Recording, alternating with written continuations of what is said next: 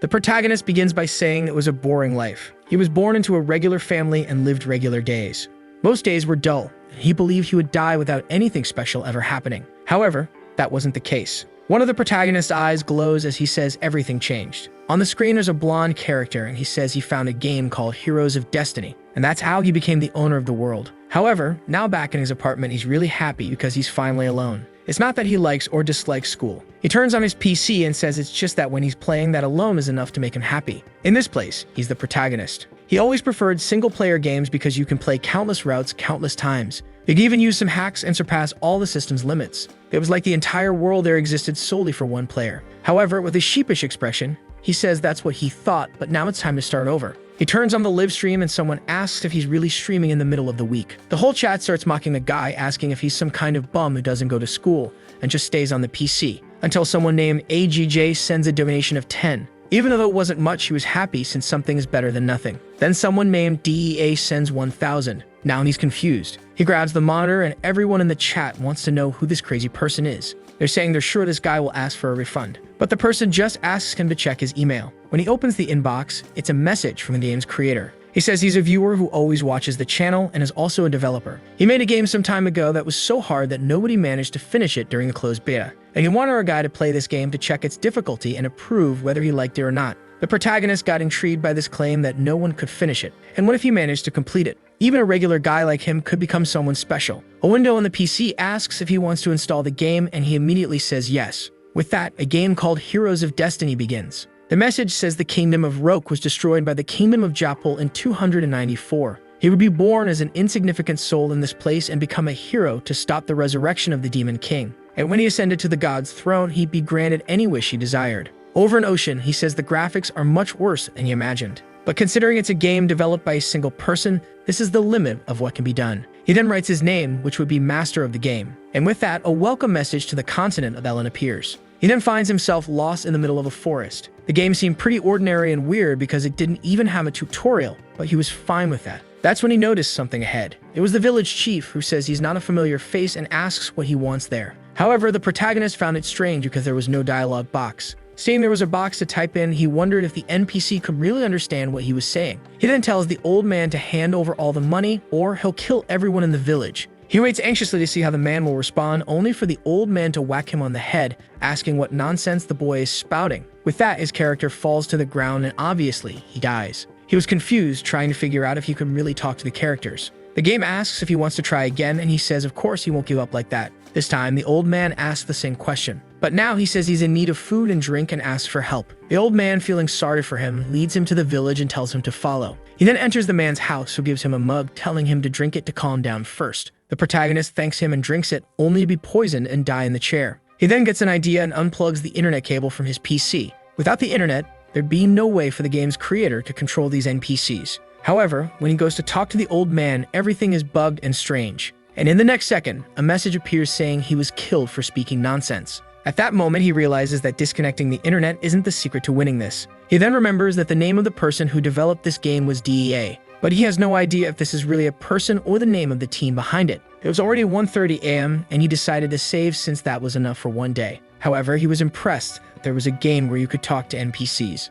It was almost like this world of heroes really existed. Now it made sense why no one managed to beat it during the beta test. He opens his eyes before going to sleep, thinking that he was really getting excited. From that day on, driven by the desire to be special, he was absorbed into that game. As he progressed, he lost track of time. He was completely immersed, and this continued for 10 years. Wow, the guy is motivated, huh? 10 years playing the same thing. In an office, someone calls for Oshiro-san. Turns out it's his coworker. She says she's already sent the files he asked for, and the guy thanks her. Some time passes, and she congratulates him for finishing everything. Our boy thanks her as well and helps while she stands there, a bit embarrassed, not knowing what to say. She then asks him why they don't go out for a little dinner, just the two of them, before heading home, and maybe have a second dinner after they get home. Her face clearly shows what she's hoping for. However, our Oshiro-san apologizes, saying he has to go home. The poor girl is left stunned. He says there's something much more important he has to do and waves goodbye. It seems she's disappointed again, having been rejected once more. She's been getting turned down for quite some time. I'll let it slide this time because today is the day he's finally finishing the game after 10 years, right?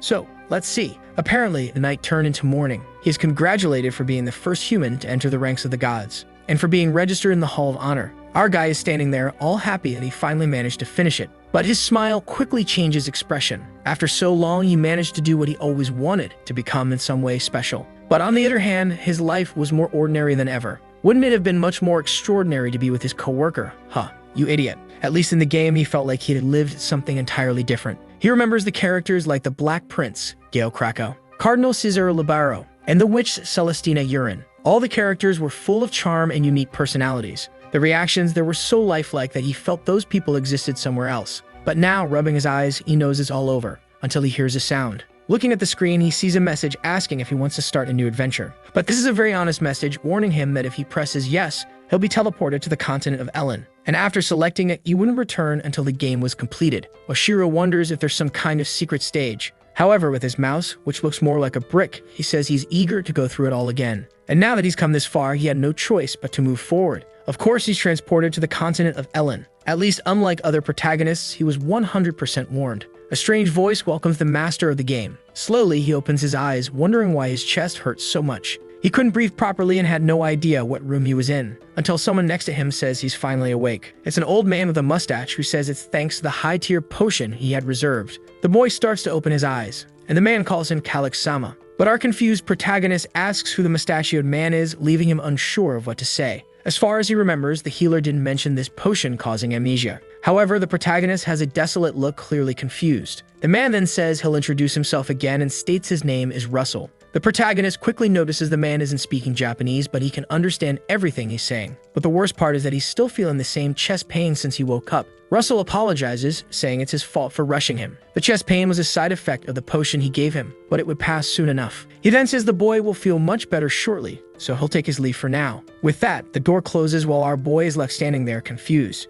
Some time passes and the candle goes out. He opens his eyes again and rises from the bed. Going to the mirror, it's just as he thought. His body feels entirely different, and it's obvious he's in a different body. A body he has no idea who it belongs to. He can remember the 30 years he lived, but he can't even figure out his name in this moment. Looking at himself in the mirror, he wonders who in this world this person is. That's when the famous system window appears. Player name, Calyx Shiken. A noble with no profession, completely battered and broken. Level 8 with a reputation of 3 stars and 14% approval. Additionally, he possesses the governing skills of finance, development, and military. What Calyx notices is that this screen looks very similar to the game system's interface. Now the whole being sent to the continent thing really made sense. He was in the main stage of the entire game, the famous continent of Ellen. He puts his hand on his chest and says he needs to calm down first. He then feels something strange. He beats his chest again and collapses on the floor in pain. This body of his was a wreck and he had no idea why, but at least it was clear this wasn't just a dream. First, he'd have to get used to being called Calyx Shiken. He goes to the bed and keeps repeating to himself over and over that he is this Calyx guy.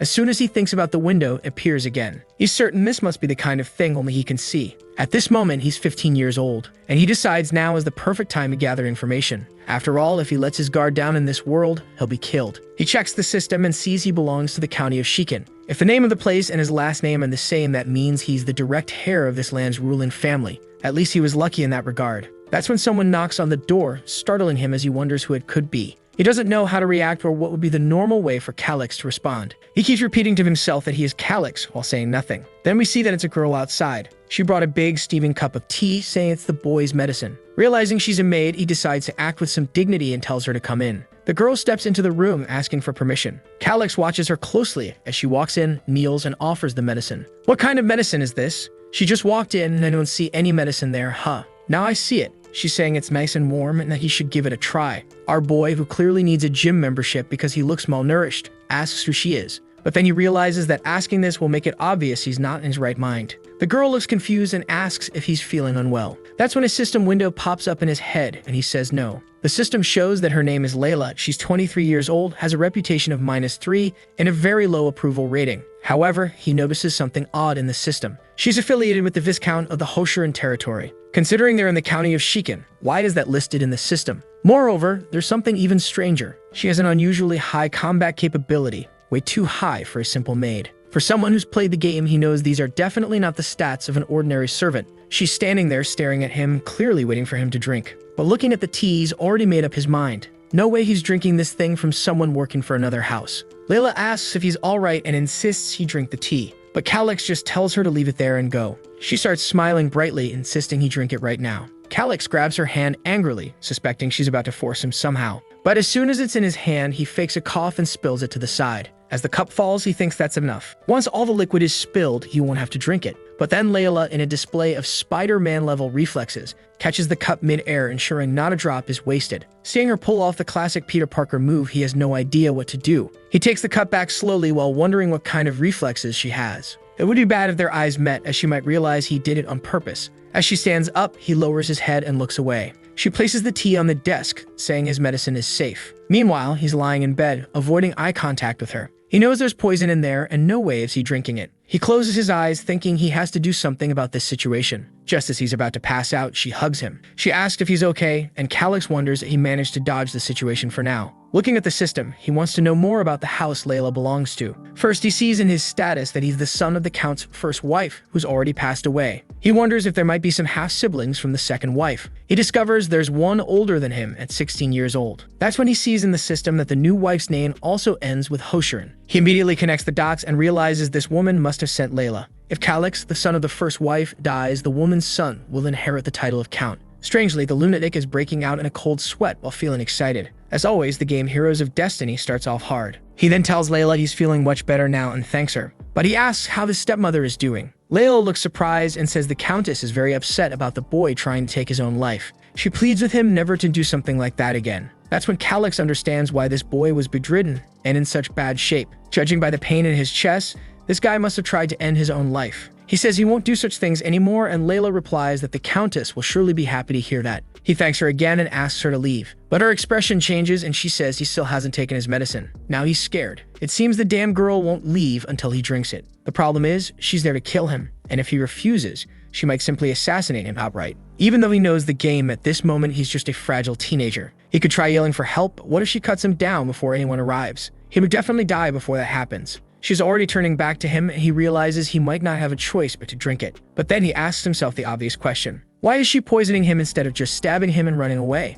If that's her plan, clearly she can't draw attention to herself. That poison is a way to make it look like he took his own life. It's the same poison that Farmer gave him 10 years ago. And Layla says that if he's having trouble drinking it, she can help. But there's something Calix learned while playing this game. The worst will always happen, so it's best to be prepared. He's certain that even if he refuses, she'll force his mouth open and pour it in. The madman is blushing, saying this makes him really excited. Indeed, the game Heroes of Destiny never disappoints. Layla sits down and offers the tea once more. Suddenly, he grabs the poisoned tea and drinks it all. Layla simply watches as the effects of the poison finally kick in. As he expected, this was bound to happen. Now the question is, how will he get out of this crisis? There must be a person or an object to resolve this situation. That's when he remembers Russell mentioning having some high-tier potions in stock. He comes up with an idea and tells Layla to step outside and call for Russell. She asks why, and he humiliates her, asking if he really has to explain himself to a mere servant. The girl is shocked and quickly apologizes. When he shouts and orders her to leave and fetch Russell, she rushes out.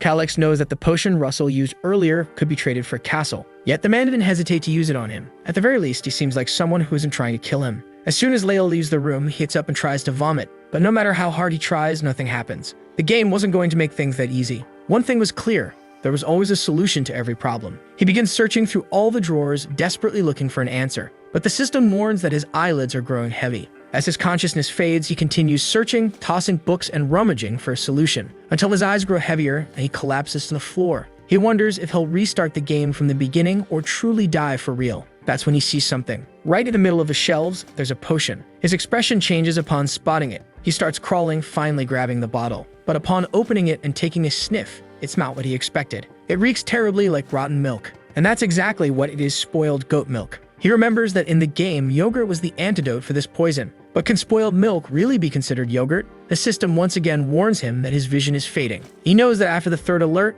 he'll have only 1 minute left. He brings the drink to his mouth, vowing to get even with Layla. And then he drinks it before losing consciousness again. Sometime later, he wakes up with Russell asking if he's alright. As Calix opens his eyes, he has no idea if it's deja vu or if the game reset. But Russell doesn't understand what he's talking about and points out something more pressing. He wants to know why the room is such a mess and why the boy was sleeping on the floor when he came in. Calix realizes the game didn't reset, he managed to survive. But that near-death experience is something he never wants to go through again. No matter what happens, he is determined to live. Now that this is settled, he needs to check the status of this man. He observes Russell and the system window appears. At the moment, Russell is the acting count of this land because the previous count died and hadn't chosen an heir yet. Even though it's a temporary position, it's something that could help him. The man seems like a strict military type, so Calyx believes he can be trusted. At least he was the one who saved him with that potion. Calyx calls out to Russell, saying he has something to share. They talk for a while, and it seems Calyx tells him everything about what's happening. But Russell says there's no evidence. Calyx learns that the potion Russell used was standard protocol in this family. It was just following normal orders. Russell explains that to him, all heirs of the Shikin family are equal, and he is obliged to serve both sides. Calyx then asks if Russell wants him to keep taking that medicine until he dies so everyone can claim the inheritance. But Russell questions if Calyx really lost his memory. He should know that the Shikin family is in serious financial trouble. In fact, it's a blessing that the Dalila family is helping them. He asks if the boy truly doesn't remember this or is just pretending. Calyx realizes Russell won't act without concrete proof. At least he figures the woman who poisoned him must believe he's dead. He tells Russell to let it go, saying it's fine. However, he has a simple request. Russell notices something different in the boy's demeanor. 4 hours later at Shikin Castle, someone moves across the rooftops. The figure stops atop one of the buildings, adjusting their face covering. The person observes the knights below. It appears to be Layla, who notices that security has been significantly increased. She glances at the wall, spots a tunnel, and in the next scene, she's inside the castle. Approaching a door, she sees there are no guards outside the room. She opens it, and inside, she sees a body covered with a sheet. Still, she's not entirely sure if Calyx is dead. At least she used a special poison, so he must have died painlessly. She takes a letter from her pocket and places it on the desk. She retrieves his seal from a drawer and stamps the letter. With everything in place, she only needs to leave safely. But suddenly, someone comes up behind her and places a sword to her neck. She instantly recognizes the voice, but the person says nothing, and she can only fear the blade slitting her throat. She pleads with him to wait and screams, claiming it's too late. Lord Calyx is already dead, and now the Shikin family can only belong to the Grumbine family. Of course, it's Russell standing behind her, observing everything. She falls silent for a moment. Then she asks if he shouldn't just be a simple noble serving the Shikin family. But that's when the boy stands up and says it all went exactly as he expected. The foolish girl is startled, isn't she? Our guy says that the slow death poison is quite stimulating, but he finds it interesting how one noble family is trying to poison another. He's certain that if this came to light, it would turn into a complete mess. Suddenly, Layla crouches and pulls her arm out of Russell's grip. But as soon as she tries to turn away, he grabs her arm again. With a swift turn and a strike to the ribs, she stumbles, revealing her thighs. Calyx knows that the difference between their skill levels is 3 stages. Clearly, she stands no chance. But Layla insists, saying he has no physical evidence, so no one will believe him. However, Calyx calmly replies that attempting to assassinate a noble is punishable by death, even if the assailant is a noble themselves. And his evidence is clearly right there on the desk. When it comes to witnesses, he points at her, saying there's one standing right in front of him. Suddenly, her expression changes and the poor girl begins to faint. She collapses to the floor, leaving him unsure of what just happened. Russell explains that she fainted. He places his hand over her body and observes a strange orb of mana. Our boy recognizes it as what's known as a mana hole. Russell explains that she likely doesn't know how to use any mana-breathing techniques. She's probably at the level of an elite soldier with good training. Russell, however, notices something odd. Calyx doesn't seem impressed by this information, suggesting he already knew about it. He recalls the boy mentioning he had a simple request. Now Russell wants to know how much this kid already knows. Calyx says that for now they need to imprison her because they have many favors to ask. Later, the devilish maid is tied to a chair. Her arm looks like it has a Pokeball inside it as he tosses a potion at her. Our girl even wipes her face clean. When she wakes up, she finds herself tied to the chair. Calyx immediately mentions the slow death poison. Obviously, it kills within 3 to 6 hours. It's the ideal potion for anyone looking to end their own life. He speculates that if he died like that, everyone would think it was by his own choice. He grabs her face and asks why she did it. She feigns ignorance, pretending not to understand what he's talking about. But Calyx says he's sure she was afraid of dying, which is why she acted the way she did. This means she doesn't have enough loyalty to lay down her life for Lady Stella. But the girl remains silent. He tells Russell to make her talk. Russell pries her mouth open and sees something in Calyx's hand, wondering what it is. But Calyx just tosses it into her mouth and she immediately smells something strange. It's probably that same goat milk again, and he orders Russell to make her drink it. She screams in the chair, trying to break free, but it's no use. When Russell lets go, she screams, asking what they made her drink. Calyx casually says it was just a little bit of poison. Then he asks if she's familiar with something called Seta's puppet. Terrified, she claims it's impossible, saying there's no way a noble from a family like his could get such a thing. But Calyx says that with enough money, you can do whatever you want. To prove it, he mentions that the primary ingredient for the recipe is white radish. Russell seems impressed while Calix just waits for her reaction. Layla insists she doesn't believe him, but the protagonist is certain she's scared out of her mind. She then says she'll leave for now, report to her master, and say the assassination was a success. She questions whether he really thinks she'll follow his orders, but Calix simply asks if she's ready to die. Hasida's puppet poison has over 3,000 different antidotes depending on the formula,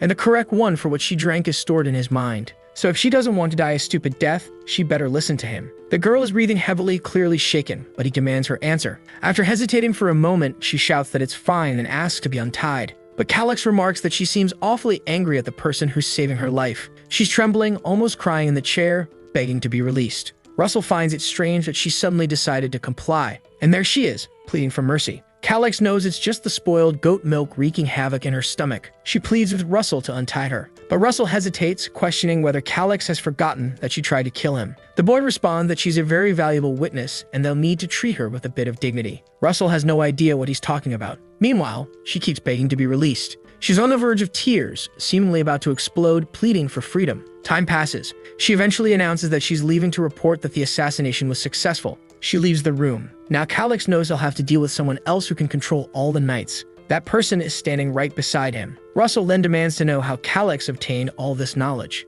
The fool is about to say he learned everything from books, but realizes Russell wouldn't believe that. Russell warns him that explaining such things through a book would be akin to signing a death sentence. Now Calix is unsure what to say. No one will believe him if he claims he's from another world. He then asks Russell if he remembers the dagger he plunged into his own chest. Russell says he does, but wants to know why he's bringing it up. Our boy explains that the dagger is actually an heirloom passed down from his mother. She claimed it possessed mysterious powers, and it seems those powers have now awakened within him. Russell doesn't look convinced, but Calix says he never imagined the secret to gaining such knowledge was to strike his own heart. The butler insists that if it were such a rare item, everyone would know about it. Calix thinks for a moment and asks if he's heard of the dagger of Claire. Apparently Russell has, as he asks if the previous lady's dagger really was that artifact. If it was indeed that treasure, it could explain Calix's vast knowledge. However, Russell says there's one issue. He wants to know if anyone else knows about this. Calix assures him that no one does. He's the first. He then asks Russell what he thought about Layla's story, specifically the idea that all of Count Claire's movements, his father's movements, had been leaked. A knight like his father, who was on the verge of advancing in rank, shouldn't have died to a mere monster attack. It's ridiculous to believe such a story. Russell immediately realizes Calix is seeking his help. But in the political games of succession, Russell has no intention of getting involved. However, if the Count's death truly was premeditated, that changes everything. Yet gripping his sword, Russell debates internally. As a soldier, he doesn't want to get entangled in politics. This principle has guided him for 50 years. Just as he's about to express this to Calix, the boy suddenly shouts, demanding to know why his father had to die. All he wants is to understand why his father was murdered and who was behind it. Obviously, so he can start planning his revenge. He asked Russell if he isn't curious too. Whoever it was, they already know it was someone who stood to benefit from his death. But they can't give up just because the situation seems difficult. He pauses for a moment and asks if it's truly right for a knight to serve a family that orchestrated an assassination. Russell freezes for a moment. Then he kneels and swears loyalty to Calix. Our boy is thrilled, but hears Russell add one caveat. By doing this, he is abandoning the beliefs he held for 50 years, never to involve himself in politics. But Calix is just happy to gain someone so powerful as an ally, especially one invested in the vengeance he seeks. He tells Russell to rise, saying he doesn't need to swear loyalty to someone who doesn't even hold a title. But Russell reassures him, saying he'll ensure the boy grows strong. Our guy quickly changes the subject, not wanting this conversation to lead to Russell suggesting training him. He then says that now that they know about the Countess poisoning attempt, everything is falling into place. They're only at the beginning of their revenge. Russell asks how he can assist. Calix is about to reply when the scene changes. A group of people is gathered around an enormous table. A blonde woman with a fan comments that everyone is finally present. Some people whisper, questioning why the Countess is sitting on the throne. The Countess speaks up, saying that some of them must already know what happened yesterday with Prince Calix. He attempted to end his life using a poison known as slow death. One of the older men says it's the typical choice for those looking to take their own life, and if he consumed it, death was inevitable. Everyone is aware that with Calix's death, the faction he represented has become irrelevant. The Countess is overjoyed by Calix's apparent demise. Now it's certain that Grumbine will assume the Count's seat. This is exactly the question everyone in the room is asking. Some suggest that the Countess take charge temporarily. Meanwhile, in the next room, a boy is getting ready, remarking how things are becoming quite interesting. He calls out to Russell, who declares he'll follow him to the end. Our boy is fully armored, ready for battle. It seems Grumbine is just some chubby kid, likely the son of that scheming woman. Everyone is smiling until someone kicks the door open. Who steps in? Everyone? By their shocked faces, you already know. it's Calix with Russell right behind him. The Countess is utterly confused, unable to comprehend why he's alive. Everyone in the room starts whispering the same question. Calix marches up to the Countess and calls her by name. He informs her that the throne she's sitting on does not belong to her. She tries to play it cool, commenting on how energetic he looks and asking how he's feeling. He smiles, saying he drank the poison but luckily survived. Then he warns her that she was far too hasty in her plans. She tells him to calm down and not make baseless accusations. Even though he never acknowledged her as his mother, calling her an assassin is unforgivable. She screams, declaring that in the Grand Hall, one must take responsibility for their words. But Calix responds, saying it's impressive how she remains so dishonest even after being exposed. The Duchess, clueless about what he's planning, asks what he's talking about. Calix simply says that for now, this is the next step. Suddenly, he claps his hands and someone enters the room. Layla walks in and he announces that the witness has something to say. The others in the room have no idea who this woman is, while the Duchess immediately realizes that if it's who she thinks it is, she's in deep trouble. Layla kneels and Calix asks her to state her name. The girl slowly opens her eyes, glances at Grumbine, and introduces herself as Layla. Now the Duchess is panicking, unsure why this girl is here. Layla introduces herself as a shadow operative from the Hoshiran family's Special Operations Unit. Calix commands her to explain. She explains that members of this unit are orphans trained in the Gorda fields. The children who survived were selected and sent to other locations with false identities. He asks if she was working undercover at his castle. She says yes, pretending to be a maid employed by Lady Stella. Calix then asks if she knew of her true mission. Layla admits that she did. The Duchess yells, claiming that all of this is a nonsensical conspiracy. Others in the room protest, saying Layla had worked at the castle for 5 years. How could she possibly be a spy? The room erupts with accusations that the Hoshiran family is scheming something. However, others question why Layla would confess to such a thing without reason. The treasurer next to the Duchess starts to panic. He shouts at Russell, demanding to know why he's staying silent. Does he really believe the words of a maid like her? Russell calmly responds that she isn't a maid but a criminal caught in the act. She was forced to admit that she was a spy working for the Hoshiran family. Whether this is a conspiracy or not, it must be judged after hearing her testimony. The treasurer has no good response. Another noble interrupts, telling the treasurer to stop interfering and let the woman speak. The treasurer, angered, asks what he just said, but someone else shouts for everyone to be quiet. The room falls silent, and the Duchess's anger is palpable. Someone asks Layla what her mission was while working for the Hoshiran family. She states it was to gather information. Calix asks what kind of information. She explains that she was tasked with tracking all income and expenses of the territory, noting all travel dates and destinations of the former count,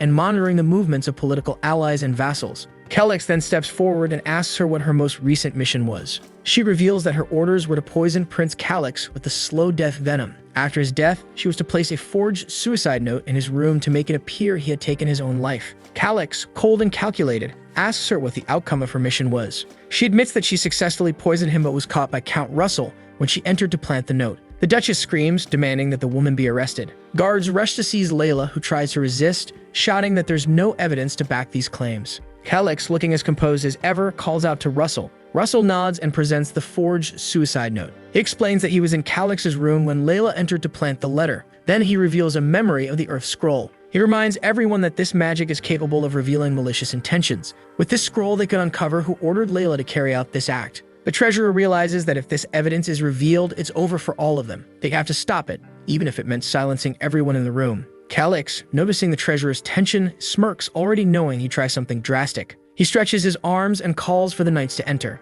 The room fills with the sound of footsteps as an army of knights marches in, positioning themselves behind each noble. Now there was no way to suppress the truth. The treasurer, terrified, demands to know from Russell what this means. Russell explains that after reviewing the scroll's contents, the results were shocking. To prevent disorder and chaos, summoning the knights was the only option. The nobles protest, claiming it's wrong to bring soldiers into the sacred Great Hall. Meanwhile, Grumbine, the chubby-haired parent, sits in stunned silence, looking like a fool. The Duchess, realizing the knight's presence means the evidence is irrefutable, knows she's trapped. There's nothing she can do now. Calix then asks Russell what the punishment is for a noble who attempts to kill a member of their own family. Russell replies that it's death by hanging. The Duchess, in desperation, grabs her piggish son and declares he had nothing to do with this. She turns to Calix, pleading, saying that while they aren't related by blood, she is still his mother. She begs him to believe her, but Calix only glances at Layla.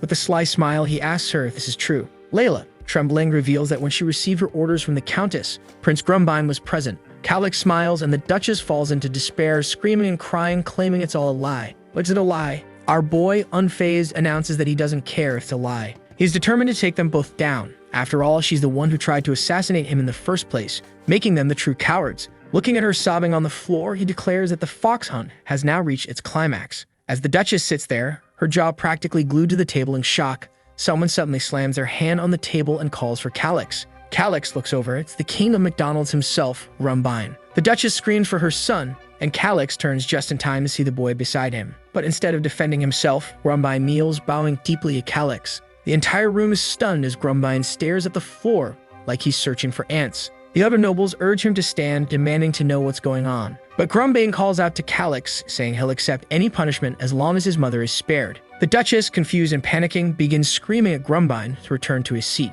The nobles murmur that things have gone too far, but it's clear Grumbine has crossed a line to save his mother. Calix immediately realizes that if he orders both of them killed now, he'll be seen as the villain. He wonders if this has been Grumbine's plan all along. Despite his anger, he places a hand on Grumbine's shoulder and says it's fine. If he truly cares so much for his mother, Calix has no choice. Grumbine looks up, surprised and hopeful, asking what he means. Calix states that if Grumbine confesses his involvement, he'll request a reduced punishment for his mother, but he warns him to think carefully about what that means. Grumbine hesitates, unsure of what to say, while the Duchess screams at him not to do anything unnecessary. She orders Calix to stop threatening her eldest son, but other nobles interject, blaming her for plotting to kill Calix in the first place. Meanwhile, Grumbine appears lost, unable to understand how everything spiraled so terribly out of control. Calix, growing tired of the chaos, calls for Russell and instructs him to arrest them both. The knights in the corner step forward, surrounding the Duchess. She orders them to stop, questioning if they know who she is. But from the side, Grumbine can only watch as his mother is gagged. He clenches his fists.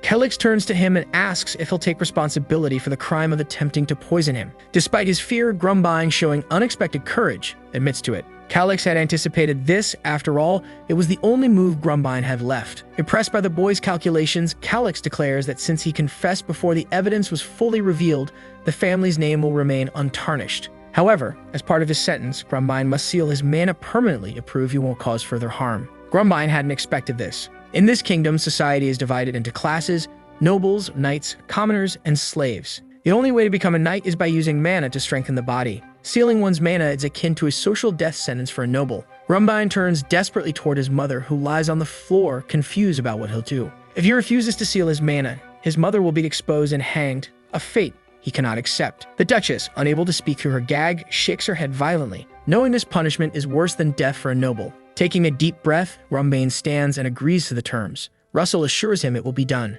He hands Grumbine a scroll. Grumbine bites into it, pressing his hand against his chest. A golden circle forms over his stomach as mana begins to accumulate and slowly fades. The Duchess writhes on the floor, desperate for him to stop, knowing not even a Grandmaster could undo this. Grumbine tears the scroll away from his chest as Calix watches in silence. The mana continues to dwindle until it vanishes completely. Everyone in the room realizes his mana has been sealed. The Duchess, sobbing uncontrollably, looks defeated, while Grumbine appears content. At least he managed to save his mother. But she lies on the floor, lamenting that it's all over, disappointed in her son's naivety and innocence despite being her biological child. Grumbine turns to his mother, trying to comfort her, saying he's always dreamed of becoming an artist. But the Duchess, biting down on her gag, screams Calix's name in fury. Breaking free of her restraints, she curses Calix and vows to bring ruin to his family for generations. Calix, calm and composed, knows she's powerless now. Her strength will likely amount to no more than Layla's. Grumbine kneels by his mother, gently asking if she's okay. Calix, however, feels a pang of guilt for ruining the future of someone so young.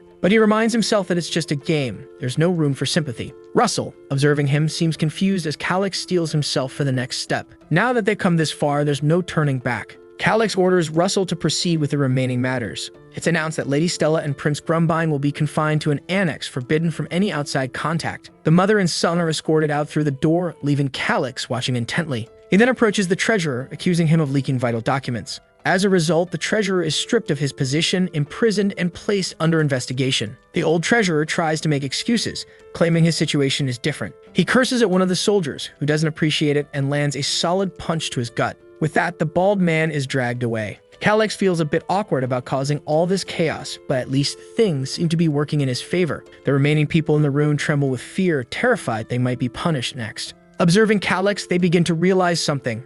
Russell's support means that all the knights are aligned with this prince. In a way, the succession dispute has already ended. Russell's loyalty to Calix is a direct warning to everyone in the room. Calix calls for the head of security, who nervously approaches. Russell steps in, declaring that the man is suspended from all his duties. The security chief has no choice but to accept. While the others in the room grow even more anxious, fearing they might be next. Suddenly, a man seated in the corner apologizes. He admits to failing his duties and asks to be dismissed. Calix, however, knows that this man, Garrett, is one of Russell's trusted allies. Russell immediately denies the resignation, stating firmly that it won't be accepted. Those who want to work don't get to, and those who don't want to will have to, Russell remarks sarcastically. The room prepares a list of all the officials involved in the incident. Garrett is tasked with overseeing their removal. As this unfolds, Calix walks over to Garrett. He informs him that only 4 individuals from the finance department will be exempt from investigation. Clearly, they'll need a lot of new personnel. Garrett advises leniency toward those with minor infractions, warning that removing too many officials at once could disrupt operations. Calix counters, questioning if avoiding investigations for the sake of operations is really a good idea. He argues that granting forgiveness won't be seen as leniency. It will be perceived as weakness. Garrett insists that many of the officials were merely aligned with the wrong side. But Calix interrupts, stating that his decision has already been made. Seeing that the prince won't budge, Garrett concedes. And he can't help but wonder how this once weak boy has become so resolute. The room is aware of Russell's strength and Garrett's intellect. Now both stand by Calix's side, solidifying his position. Our boy smiles, knowing the county is nearly within his grasp. Suddenly, a blue light flashes. He opens the system and declares it's time to use more of his talents. As the system interface appears, he begins analyzing everyone in the room. The glint in his eyes and his crooked smile give him the look of a madman. Calix identifies everyone with ties to opposing factions or ambiguous loyalties. Those individuals are marked for removal. Even the useless ones won't escape his scrutiny. Only those who survive his loyalty test will remain in his future plans. Like the rest of the nobles, I'm sitting here wondering why this kid has such a creepy grin. Some of the others are trembling, knowing that if Calix takes a dislike to them, they're doomed. Desperate, they rush forward, showering him with praise, calling him an incredible leader and begging to speak with him. Calix tells them to calm down, saying they have plenty of free time to discuss things later. Russell watches from the sidelines, still unsure how things turned out like this. Time passes, and we return to the castle. After a day filled with political maneuvers, Calix collapses onto his bed. He's exhausted. He reflects on his past life, where he was average in studies, appearance, and just about everything else. Nothing in his life was terrible, but nothing was particularly great either. That all began to change when he discovered Heroes of Destiny. He wondered if completing something no one else could would finally make him special. He recalls the moment he finished the game and the message declaring him the first human to acquire the Seed of the Gods. At that moment, he wiped his eyes and wished to be reborn in the continent of Ellen. It was the only way he could continue to feel extraordinary. Now sitting on his bed, he remembers that wish and the game's narrative about being born as an insignificant soul. The story said he would need to survive turbulent times and become a hero to ascend the throne. He suddenly realizes what's happened. When he completed the game, his wish was granted. But perhaps the deity misunderstood what he truly wanted. Still, it doesn't matter now. There's no turning back. Calix wonders if completing this game once more will grant him another wish. He began drifting off to sleep, vowing to conquer this world again. The next morning, he wakes up, refreshed and ready for a new day. He ponders where to begin. He remembers certain territories perfectly from the game, but has no idea what Shiken is really like in this world.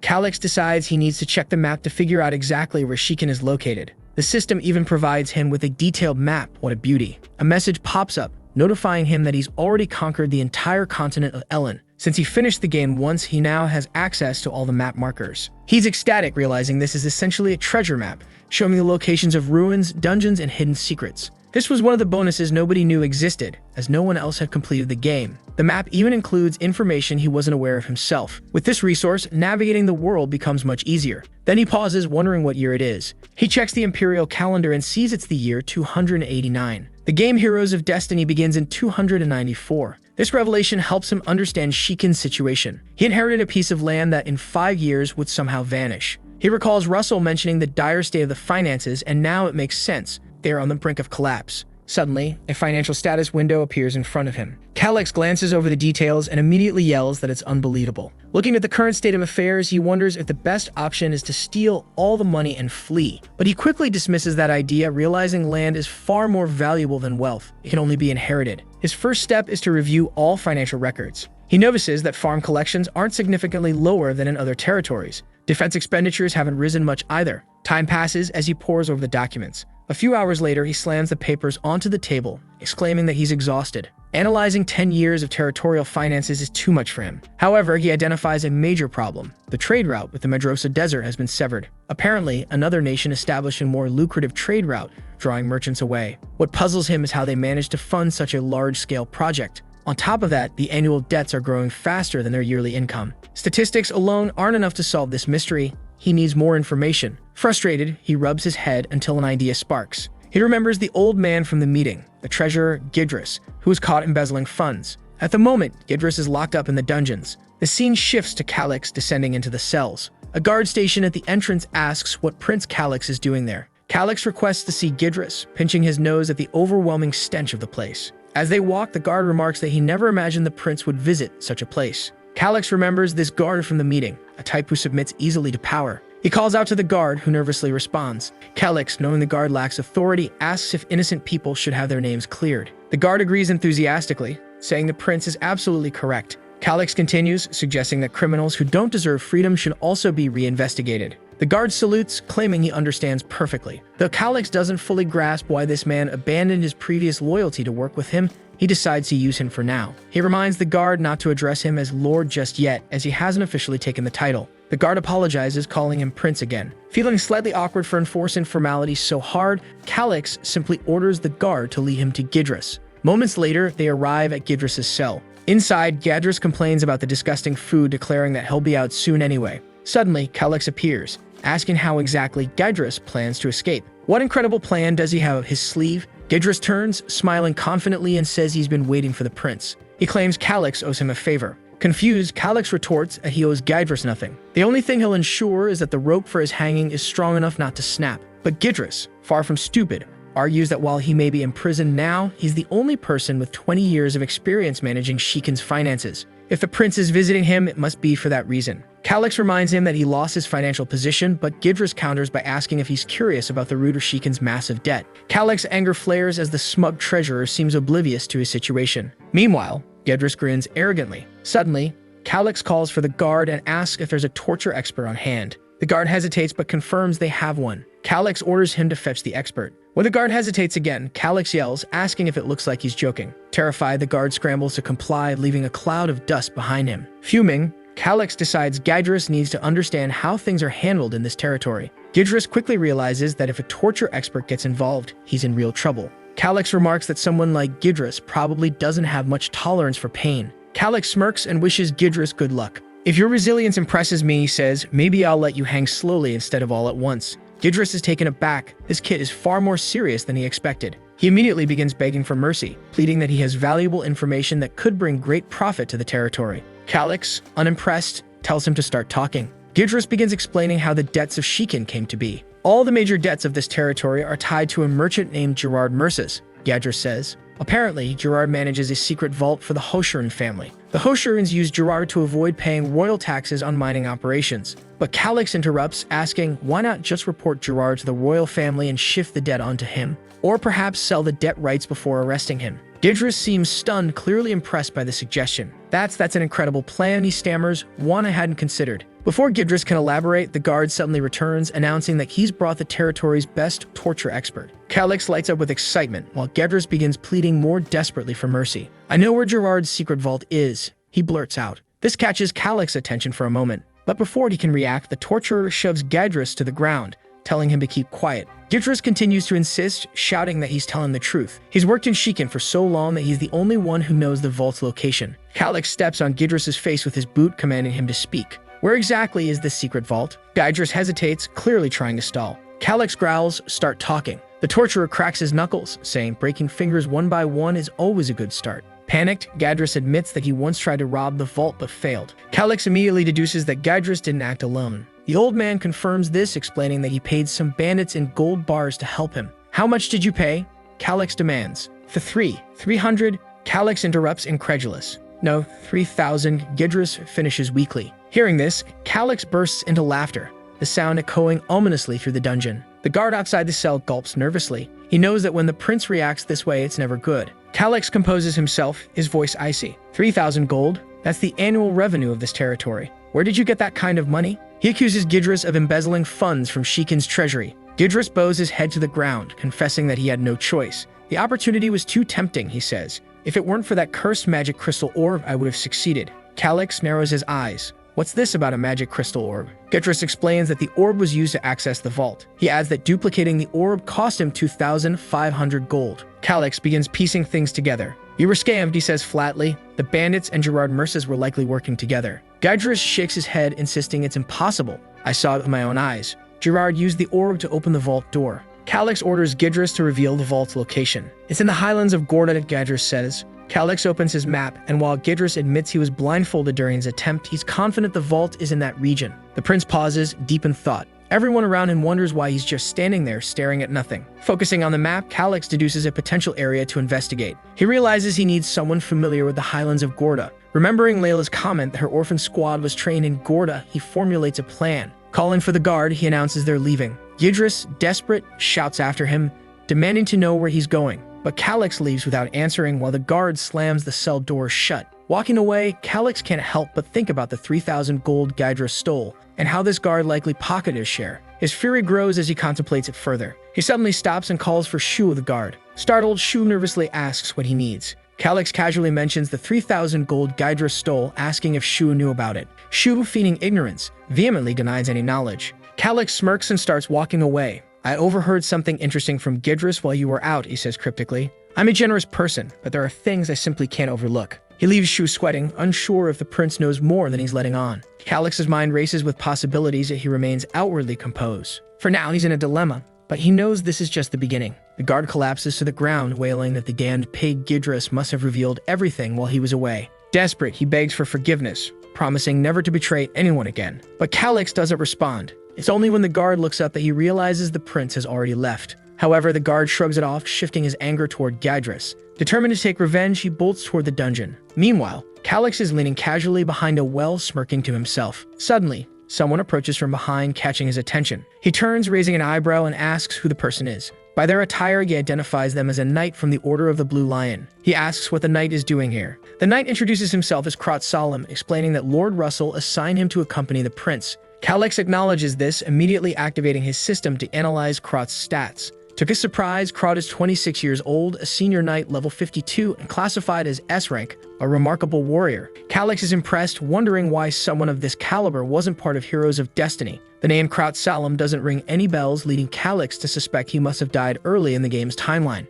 With a potential score exceeding 700, Krot could have easily been among the top 100 strongest individuals on the continent. His military ranking combined with his raw power makes him a formidable asset. Calix muses that Krot might even be connected to the infamous Messenger of Death, a character in the game who slaughtered enemies mercilessly, never revealing his face. But Krot's cheerful demeanor and muscular physique don't align with the thin, sinister figure described in the game. Deciding not to dwell on it further, Calix acknowledges that having someone like Krot around is beneficial regardless of his past. Krot calls out to the prince, snapping him from his thoughts, and comments that he must have been daydreaming since he'd been muttering Krot's name repeatedly. Before Calix can reply, Krot informs him that a merchant named Gerard Merces has requested an audience. Hearing this, Calix's eyes narrow. Gerard Merces, the very name Gidris had mentioned earlier, the man to whom Sheikah owed its crippling debt and the only one with access to the mysterious secret vault. Now things are getting interesting. Calix strides forward, beckoning Krot to follow. As they walk through the corridors, Calix observes Krot's slightly clumsy demeanor and concludes it's impossible for him to be the Messenger of Death. A short time later, they arrive at a meeting room. Calix steps inside, greeted by Gerard, who places a hand on his chest and introduces himself as the head of a small trading company. Calix responds politely,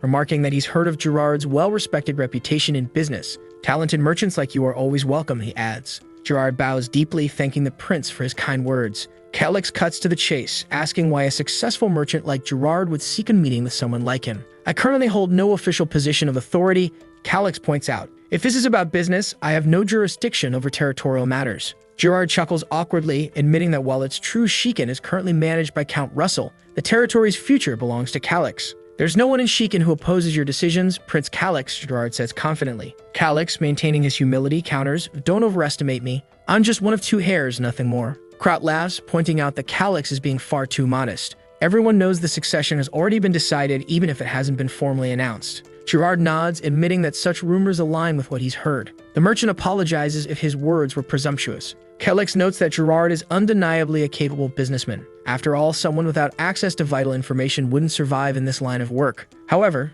Gerard finds himself puzzled. The prince before him doesn't match the rumors of a knave and foolish boy. The person he sees is sharp, calculating, and far more mature than expected. Still, Gerard compliments Calix's striking appearance, admitting that the rumors about his beauty weren't exaggerated. Blushing, Gerard remarks that Calix is exactly his type. Feeling an ominous intent behind Gerard's words, Calix abruptly stands, his voice firm. I don't like wasting time, he declares. If you don't get to the point, I'm leaving. Gerard immediately apologizes, realizing he can't afford to lose this meeting. Though he's captivated by the prince's charm, his priority is securing a working relationship with him. Seated once more, Calix watches Gerard carefully and orders him to speak directly. Gerard explains that he wants to support the prince, but his primary reason for being here is the massive debt left by the previous count. Feigning ignorance, Calix claims he's never heard of such a debt. The guy managing finances is in prison for his crimes, he adds nonchalantly. Krat, standing nearby, cringes at Calix's casual nose-picking, finding it utterly distasteful. Unfazed, Gerard smirks, having anticipated this response.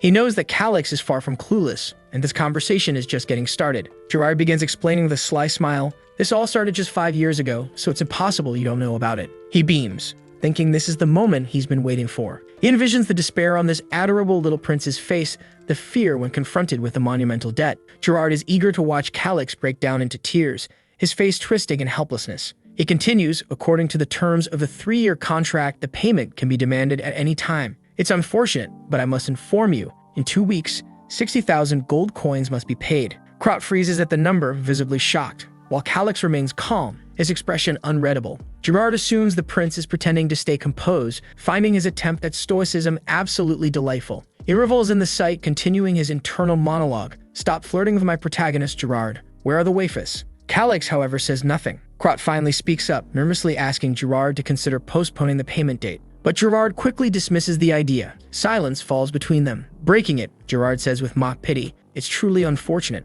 but Shikin's territory has been declining rapidly. We've shown goodwill by waiting over a year for recovery, but nothing changed. Now that Prince Calix is taking charge, he'll need to repay this courtesy." Calix recognizes Gerard's facade of generosity, noting how cleverly he masks his extortion behind politeness. The prince rises, nonchalantly remarking, "Perhaps you're unaware, but Shikin's annual revenue exceeds 6,000 gold coins. Finding someone willing to lend 60,000 gold won't be an issue." Krat's confusion deepens, unable to believe such a claim. Gerard stands, feigning delight. "That's excellent news. It seems there's nothing to worry about then." But inside, Gerard knows how difficult it is to secure connections for such an amount. He announces he'll return soon to collect the payment and leaves, confident this territory will soon fall into his grasp. As he leans in to bow, Gerard's thoughts turn sinister. Soon enough, this pampered noble brat will be groveling at my feet. Maybe I'll sell him at the slave market, but not before enjoying my prize. He departs, thanking Calix and wishing him good fortune. Calix watches him leave, unfazed, while Krat stands there trying to process what just happened. Krat blurts out, 60,000 gold? How can you stay so calm about this?" Calix, already planning his next move, knows the secret vault in Gorna holds the answer. The map had already marked ruins and treasures in the region. The challenge now lies in navigating the dangerous continent of Ellen. The highlands of Gorda are particularly perilous, home to intelligent creatures like the Riskath. It's a region people avoid at all costs. Outside the castle, Krat asks Calix what he plans to do next. Calix smirks, knowing it's time to find someone who knows Gorda well, someone like Layla. The scene shifts to a guard stationed outside a holding area. He spots Calix and nervously greets him. The prince compliments the guard's work and asks to see the prisoner. Krat decides to go ahead while Calix handles this. When the door opens, Calix is surprised by how organized the room looks. "Clean up a bit," someone remarks. It's none other than Layla, towering confidently as always. Finally, she's back after all the bizarre encounters with Gerard. Calix compliments her appearance, saying she looks great. With a smirk, she arrogantly responds, "Of course I do, just as you can see." Krat warns her to watch her tone when speaking to the prince, but Layla and Calix merely exchange knowing looks. She brings up the poison he gave her, saying it was from Cetus Marionette, wasn't it? You tricked me. Calix is impressed, admitting she figured it out faster than he expected. Sitting at the table, she asks why he's here. "Do you meet me for something? I can already tell you do." She leans in seductively, saying, "I don't follow your orders anymore. But if we share a very intimate moment together, I might consider it." Krat immediately tells her to hold her insolent tongue. Calix, unfazed, cuts to the chase. "I'm here to give you a chance to survive." Intrigued, Layla asks for more details. Calix explains that the moment she's released, she'll be killed. Layla seems confused, prompting Calix to elaborate. She should already know the Shikin family is at odds with the Hoshirans. "That's obvious," Layla replies. "You forced the only heir of Hoshiran to seal his mana." Calix nods, stating she was instrumental in that success and should understand the danger she faces. Finally, it clicks for her. "The Hoshirans will want me dead because of my testimony, won't they?" "Exactly," Calix confirms. "Restoring Grumbein's mana is impossible, and without it, the Hoshirans have no chance of conquering Shikin. No noble allows someone who derailed their plans to live, especially someone like you." Layla, having worked for nobles for years, had witnessed many of them being killed like dogs, but she never thought it would happen to her. Suddenly, she lunges across the table, grabbing Calix. Krat immediately tenses, ready to intervene. Layla leaps toward the prince, shouting, "Die!" Calix, caught off guard, looks genuinely alarmed. Krot, however, won't let anything happen to his charge. That in the moment he comes stomping with his big foot and slams her against the wall, calling her a filthy assassin and asking how she dares to challenge the young lord like that. Calix thanks her but says there's no need to humiliate the poor girl so much. After all, it was thanks to her that he secured his position as the next lord. He then tells her that normally those who help someone wake up to reality tend to be more hated than those who drag people into despair. And the reason for this is because it's easier that way. Many people believe that living in a lie is better, even just for a moment. But he smiles at her and says that, considering how motivated she seems to survive, she doesn't seem like that type of person. She says she's not and shouts, warning that she wouldn't die under any circumstances. He then smiles and says that if that's the case, he has a way to make her useful. If she helps him with the work he needs done, she will also receive protection in the meantime. And if she has a family, you take care of them too. However, Layla misunderstands and asks if, by any chance, he's threatening her family. He stands up with that dumbfounded look on his face. He tells her not to misunderstand because if he wanted to, he would have killed her already. Assassins like her are everywhere. The girl knows that's true. To a noble like him, she is nothing more than a tool. He then asks why he wants her and not someone else. There must be some reason he's going through all this trouble to persuade her. Our guy says the first reason is because it would be too much work to find someone else, and the other is because of something she said to him earlier. He then leaves, saying that before explaining why, he would give her a minute. If she didn't agree with him within that time, she'd be free to pursue the freedom she so craved. However, Layla knows the truth is that this freedom will cost her life. Here's her only option because leaving that place, she'll be killed by the other family. She didn't want to agree with that cute little runt, but at this moment, she had no choice. And with great determination, she says she understands. Considering the conflict between the two families, she benefits more by helping Shiken. Our boy smiles and says that she's finally starting to think straight. However, she puts her hand on her waist and says she's not going to be a subordinate. She wants to be hired as a regular mercenary instead, and she wouldn't accept a runt like him bossing her around. Suddenly, Krot jumps in and orders her to start respecting the young master. She apologizes and says she's just joking. Now that they're on the same team, there's no need for him to act like that. Or is he the type of person who liked hitting his allies? Poor Krot just gets even angrier, and the two start to clash again. Suddenly, Calix asks her about something she mentioned the other day, the Hoshiran family training grounds located in the lands of Golda. She remembers saying that to him and asks what this information has to do with anything. But Calix interrupts her and tells Krot that he needs a map of the entire area surrounding those grounds, because the little map he has only he can see in the small window. Krot says there's a giant map in the military council area. He pushes our boy, telling him to go. However, looking back, he sees that our guy is just standing there, grinning at the front. Krot immediately asks if, by any chance, he doesn't know the way.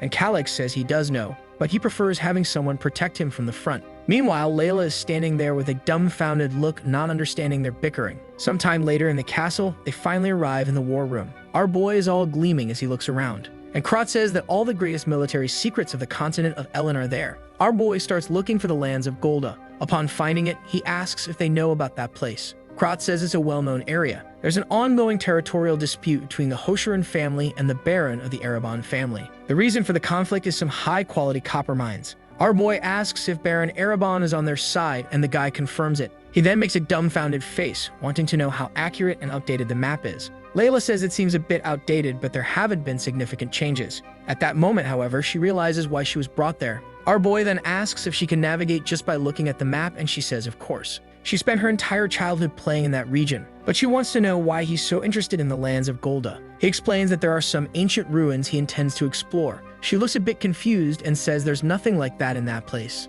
Calix looks thoughtful and asks if, by chance, adults didn't talk about places where she shouldn't go. She pauses and then says she remembers something like that. At this, Calix asks when the Hoshiran family started training troops there. She says she doesn't understand why he's asking, but since she's of the 6th rank, at least 15 years have passed. He asks when the territorial dispute began. Krot says that also started 15 years ago. At this, Layla suddenly nudges him, asking if he understands where the boy is going with this. He replies that he doesn't, and she feels devastated to have an idiot beside her. Once again, they start bickering, until Calix interrupts them and says that training an army costs a lot of money. They wouldn't have started creating those troops out of nowhere without an important reason. Once again, the dumb girl asks what the boy's point is, and Krot tells her to realize quickly that this means that somehow they managed to obtain a lot of money. Calix says that's exactly it. 15 years ago, the Hoshiran family found a new source of income, and they likely used that money to train their new armies. Once the troops were ready, they were dispatched to numerous territories. exactly as happened with Layla. She says she understands, but what would be the connection between that source of money and the ruins he's looking for? Calyx says that silver mines are often found alongside copper mines.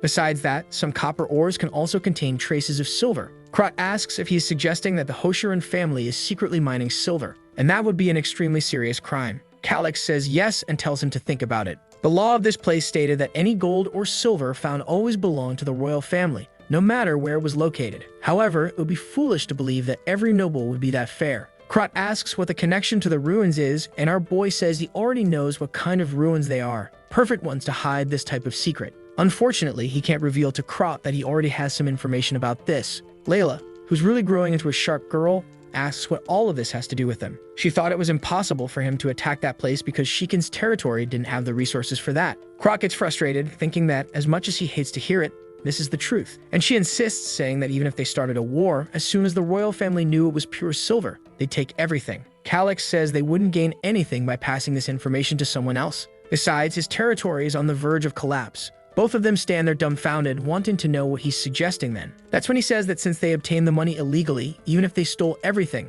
the Hoshirans wouldn't dare report it to the crown. Later that same day at night, they gathered outside the castle. Russell told our boy that it was madness to take someone as inexperienced as Krat on this mission. He should think more about this plan because acting hastily could be dangerous. Calyx agrees that it would be safer with Russell at his side, but a young talent like Krat also needed to develop. The poor fool blushes at the Lord's confidence in him. Calyx continues, saying that it would be too risky for both of them to leave the territory at a time like this. Russell is surprised and then apologizes. Suddenly, he turns to Krat and tells him he better follow the young master diligently. But the fool just agrees with his tongue hanging out. Even Russell gives him a smack on the head, telling him to take it seriously. Sometime later, he calls everyone together. He explains that the young master's wounds are still fresh. But even so, he planned this expedition for the good of the territory. So all the soldiers there better follow him faithfully. Calyx knows that no soldier wants to follow someone so weak who once tried to take his own life. Gaining the loyalty of those people was also his job. Meanwhile, Layla is just quietly observing from the corner. Sometime later, they approach a well. Krat goes down and our boy follows right behind him. Upon reaching the bottom, he says that by following this tunnel, they would be able to exit the castle. However, it was farther than he had imagined. Calyx just passes by and tells them to hurry up. With that, the team begins walking through the darkness of the cave. Sometime later, Krat looks up and says they finally arrived. Obviously, our boy is exhausted. Krat opens the cover and offers his hand to help our boy up. Suddenly, he finds himself on the outside, or rather inside, a house. Krat explains that this is an old water mill that had been abandoned a long time ago. Already outside, our boy is impressed. He had already prepared several supply horses. Krat calls him Lord and tells him to get on the horse. But Calyx tells him to stop using that kind of title in this place. It would be stupid to call him Lord outside the castle when they're heading toward hostile territory. From now on, he's to call him only Young Master. The army guys put on peasant clothes, but he's still not sure if that's enough to fool anyone. At that, he calls for Krat and asks if he prepared everything he requested. He says yes, but seems a bit hesitant. He pulls out his stinky cloak and asks if he really has to wear something like this. Our boy says that if he wants, he can wear a porter's outfit, but then Calyx will have to play the role of Layla's newly husband. Krat immediately says there's no way he's letting the young lord stand next to an assassin. When he says that, everyone turns to stare at her. Calyx realizes the fool is talking more than he should again. He stomps off angrily while thinking that he didn't say a single lie. But since Calyx asks, he gives her his hand and asks if my lady would go with him. But she just tells him to stop calling her that and to get out of the way. Calyx notices that the two of them don't have the best relationship. Somehow, he needed to calm down his team members. That's because a duo like this would be very useful if they had synergy. But if they kept fighting each other, things would only escalate. Eventually, one would die or leave the team. It's strange how Heroes of Destiny, which was supposed to be just a simple game, felt so real at that moment. He also needed somehow to help Layla prove herself to the rest of the group. Maybe he needed to do something secretly. At that, he tells Krat for them to hurry up and put as much distance between them and the castle before dawn. Krat calls everyone, and the wagons begin moving through the forest. They sleep on the ground, they pass through the forest. They stop at a small shop, they pass through a town. They cross the barrier, they sleep in the forest again. Sometime later, everyone is sitting around a campfire. Krat says that this was the last rural village they would pass through. Calyx then orders everyone to prepare because the real fight would begin tomorrow. Morning comes. He warns everyone that now the real work is about to start. Everyone is already in armor, and they move out. Once again, they're on the wagons, following the path. However, Krat's expression changes. He tells our boy that some of the scouts are already returning. A man reports that in the forest just ahead, there's a group of Sasquatches. Krat asks how many there are. The man says 5, and suddenly someone taps him on the shoulder. Turning around, it's Calix, asking him to lift him into the tree. Command gives a peculiar smile, grabs him by the waist, and jumps up happily. From up in the tree, Calix observes the monsters' camp. From afar, he can see the shelter, full of apes carrying skeletons. It's clearly not going to be easy. At that, Calix asks what the plan is. Krot says they'll probably bombard them with flaming arrows. But our boy looks scared, asking if he's insane for suggesting something like that. Layla is nearby, listening to everything. Krot apologizes, but says that this is the safest way to preserve the subordinates' lives. They couldn't risk trying something different. However, Calix knows that no one in this world knows more about these creatures than he does. But right now, he has no way to convince the soldiers. Krot grabs him and climbs down from the tree, saying he'll try to think of a more critical plan. While Calix is thinking of a way to convince not only Krot but the others,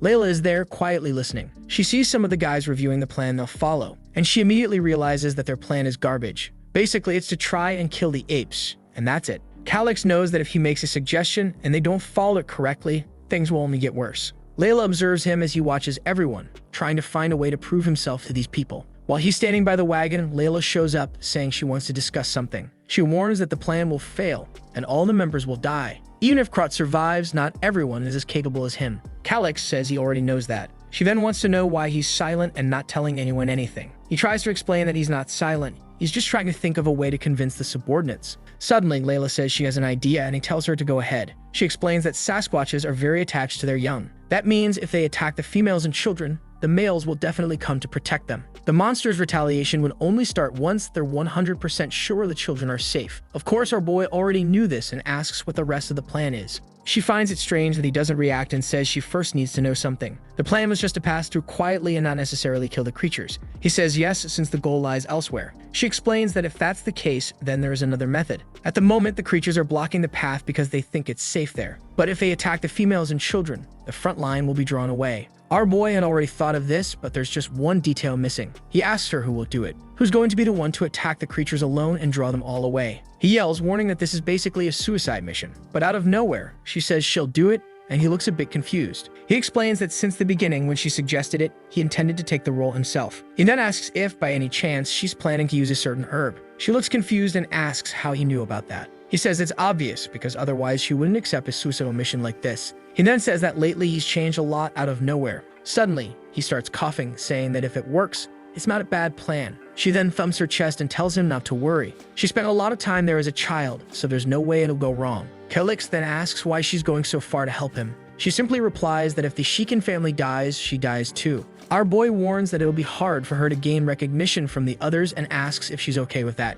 She seems to agree, and he says okay then. But before she leaves, he wants to help with something. She asks when it is, and he points to the horizon. He asks her what's over there and if she knows the region. She says yes and tells him to ask anything. She knows everything about that place. He then points to a specific spot, and she says that about there, she's certain. It's a camp for some goblins and also a hunting ground for the Sasquatches. Our boy thanks her, saying he can always depend on her. He's only doing this to make her feel more useful and calmer, and she simply says that she's happy to help. They continue chatting, and Krot watches from a distance. The two are having a small conversation, with her giggling and blushing. Our boy starts blushing too, and suddenly she reaches out her hand to his face. Man, this assassin is here to kill once again. Our boy is red. When he closes his eyes and opens them again, he realizes she was just pulling a leaf out of his hair. He turns completely red, not even understanding why he's acting like this himself. It's probably because he spent his entire life as an isolated otaku. Then Krot appears, asking what's going on there. Our boy tells him to get lost and says it's nothing. Then he tells the guy to prepare Layla's equipment.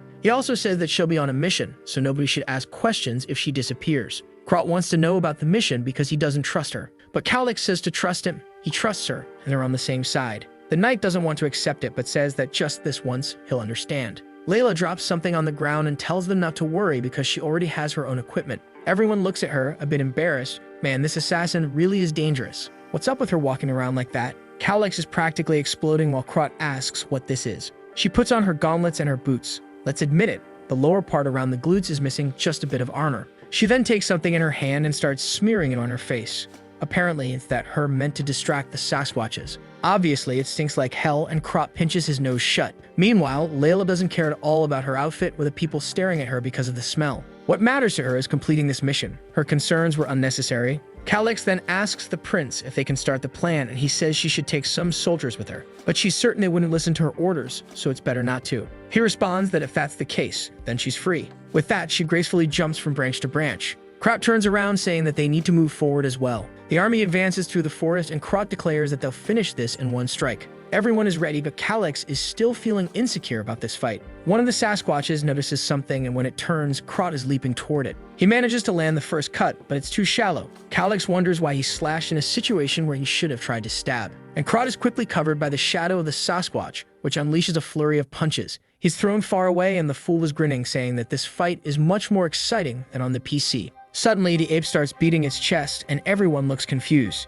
A huge flock of birds is heard around, and more of them start approaching. Calyx already realizes that maybe burning down the entire forest wouldn't have been such a bad idea after all. While Krot charges ahead enthusiastically, calling out to the Blue Lion Legion, our boy yells for them to wait and not leave him alone. At that moment, a guy named Albu and another named Thomas step in front, telling him not to stray far. The army begins fighting the apes. Krot prepares, charges his blade with energy, and leaps toward them, declaring that he'll end this now. Before the monster can react, he slashes it, and a blast of energy hits the ape. The entire forest is overtaken by the explosion. As the smoke starts to settle, Krot is already getting exhausted. But apparently, he managed to take down the first Sasquatch. He stands proudly looking back. Meanwhile, our boy wonders why this idiot is enjoying the fight so much. But then he's startled when another Sasquatch is seen pounding one of the knights. The knight's sword falls to the ground and he runs to retrieve it, but the monster comes to stomp on his back. At the last second, Dear Krot arrives with a kick to the beast's mouth. He tells the knight to grab his sword, and the guy thanks him for saving him. Krot keeps fighting but realizes that killing them one at a time is going to be very difficult. That's because, seeing the soldier's situation, things were extremely dangerous. He manages to slash another arm and the giant beast roars.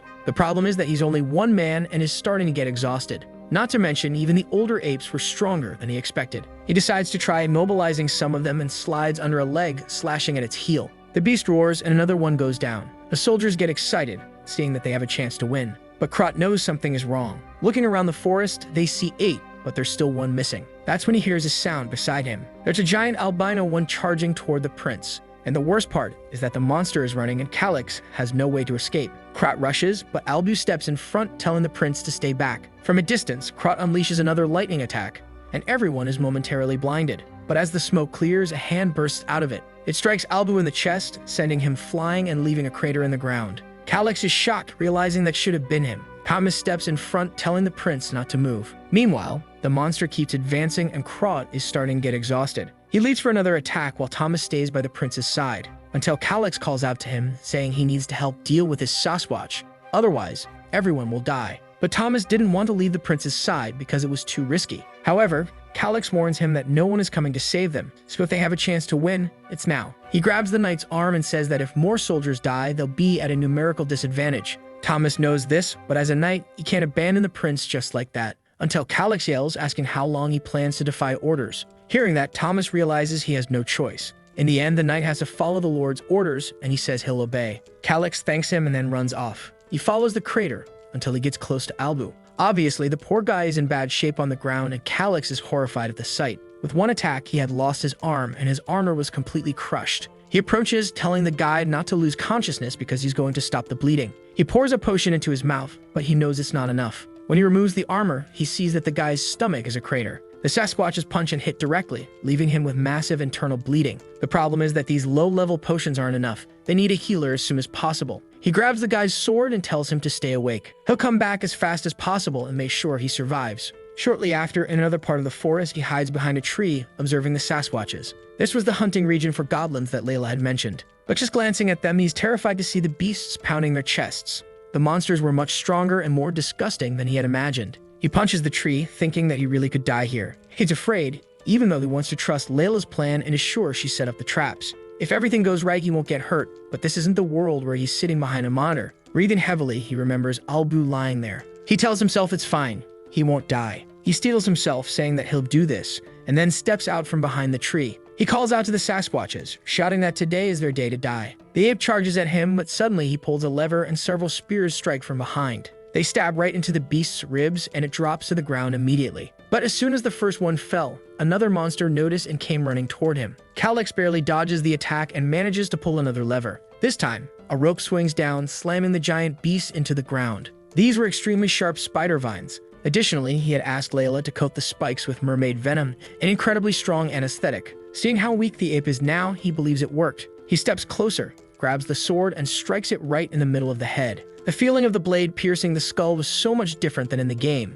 When he pulls the sword out, he's showered in ketchup. The whole thing was disgusting. He never imagined he'd have to go this far, but there he was taking the creatures' lives. He then moves to the other beasts and strikes again, saying that they're detestable. But while he's having his little monologue, a goblin is watching from above. The monster sneaks up on him from behind, and there's no time to react. Blood spurts, and when he turns, someone had jumped in front of him. He falls to the ground as the goblin approaches. When he looks to the side, it had been Albu who had once again saved him. Man, this guy really isn't in good shape. Calix is consumed by rage and charges at the goblin. He tries to slash, but the little green creature ducks, and he misses the attack. The monster sidesteps and almost clashes him. He barely avoids it, but his shirt is torn. He realizes he only survived because the creature's arms are short. With another swing of his sword, his hand is shaking from how weak his body is. He tries to calm down, at least he has twice the reach of the creature. As long as he doesn't let it get close, he has a chance to win. Suddenly, the goblin lunges at him again. This time, he swings the sword and grazes its ear. He's about to get stabbed when he manages to dodge to the side. He realizes he almost lost an arm. Before he can recover, the monster is already coming at him again.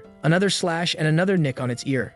Again, the goblin goes for his shoulder, but this time he kicks its hand. The moment the creature is disarmed, he screams for it to die and drives the blade into its chest. He's exhausted as the creature's legs go limp. He drops the sword and collapses to his knees in front of the monster. Seeing what he'd done with his own hands, he starts vomiting. This was completely different from the game, and he genuinely thought he was going to die. Suddenly, the system general appears, congratulating him. He had defeated a monster much stronger than him and would receive additional rewards. Additionally, he also defeated an F-class monster. With that, his level rises from 8 to 11. Suddenly, someone calls out to him, and when he looks to the side, it's Krot asking if he's okay. But he quickly notices the dead Sasquatches and the impaled goblin. Krot circles around him, wanting to know if he really wasn't hurt. That's when Calix asks how the rest of the group is doing. Krot replies that after they killed 2 Sasquatches, the rest fled out of luck. But Calix knows it wasn't luck, it was Layla's plan. That's when he remembers something and asks where the soldier who was with him is. Krot asks if he means Albu, and our boy says yes. He then points to the side and says he's standing right there.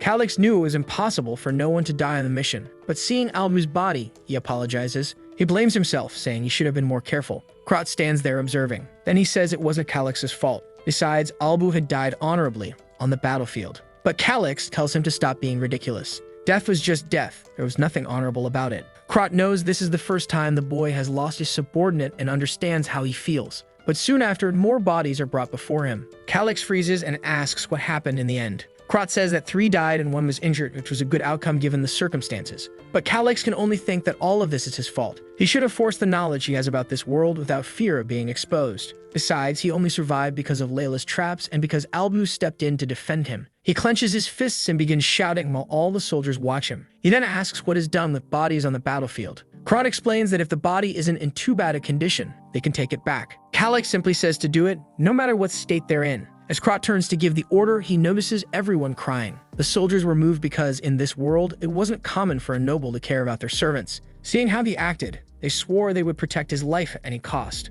Krot noticed everyone's expressions had changed. At least the boy had won a bit of their hearts. Sometime later, Krot approaches our boy. He says that they're ready to leave and are just waiting for the signal. Calix notices that they're looking at him differently. Seeing their determination, he knew this wasn't the time to feel guilty. He needed to give everyone hope for the future. He then praised everyone's performance in the battle against the Sasquatches. Now they would head to their destination as quickly as possible. However, they wouldn't neglect or abandon anyone who was injured. The men shout that they understand, and then we see what happened an hour ago. Layla was approaching when a Sasquatch lunged at her. Strong as always, she dodges it but hadn't expected them to notice her so quickly. She throws a dagger attached to a rope and leaps to the other side, dodging the Sasquatch's attack and climbing up onto a branch. With that, she blocks the path and jumps back down to the ground. When she turns around and the beast comes at her, it suddenly smashes face first into a trap. With it immobilized, all she had to do was finish it off. But the monster keeps moving and even grabs a tree, pulling it out of the ground. She hadn't expected that. The giant comes in for a crushing hug, but she easily dodges it. Sliding to the side, she starts wrapping the rope around its neck. Before the beast realizes it, it's already being strangled. Somehow, she had managed to make it work.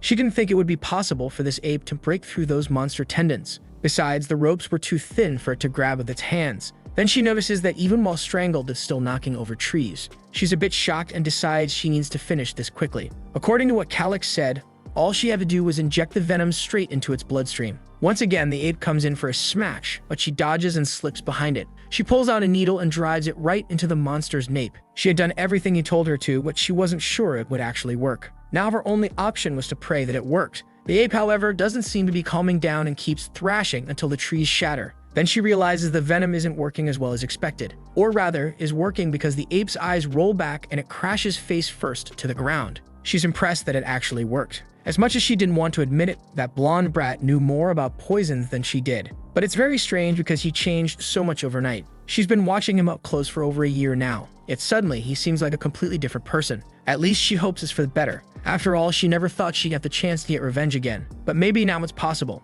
Back on the wagons, Calix glances back. Some soldiers who survived are still exhausted and beaten up. He tells Krot that they're going to stop here, and Krot says he understands. As the soldiers sit around the trees, Calix approaches and offers them some potions. They hesitate because those are very expensive. But our boy just tosses the bottles to them and tells them to drink up already. That's when someone comes up behind him and asks what he's doing. Calix already knew someone would complain about this. Krot tells him that even a low-rank potion is extremely expensive. These ones, Russell had prepared specifically for him. After all, 10 bottles like these cost half the reserves of their house. Angrily, Calix asks if he's telling him to let everyone suffer while these potions just sit there. Krot looks uncomfortable and says that's not exactly what he meant. Everyone watches and our boy tells them not to worry. When the expedition is over, they'll have enough money to buy as many potions as they want. At that moment, both of them are surprised again. The soldiers bow, thanking the Lord for his generosity. The clueless Calix is at a loss for words. Meanwhile, Krot notices that now those soldiers have truly decided to give their lives for him.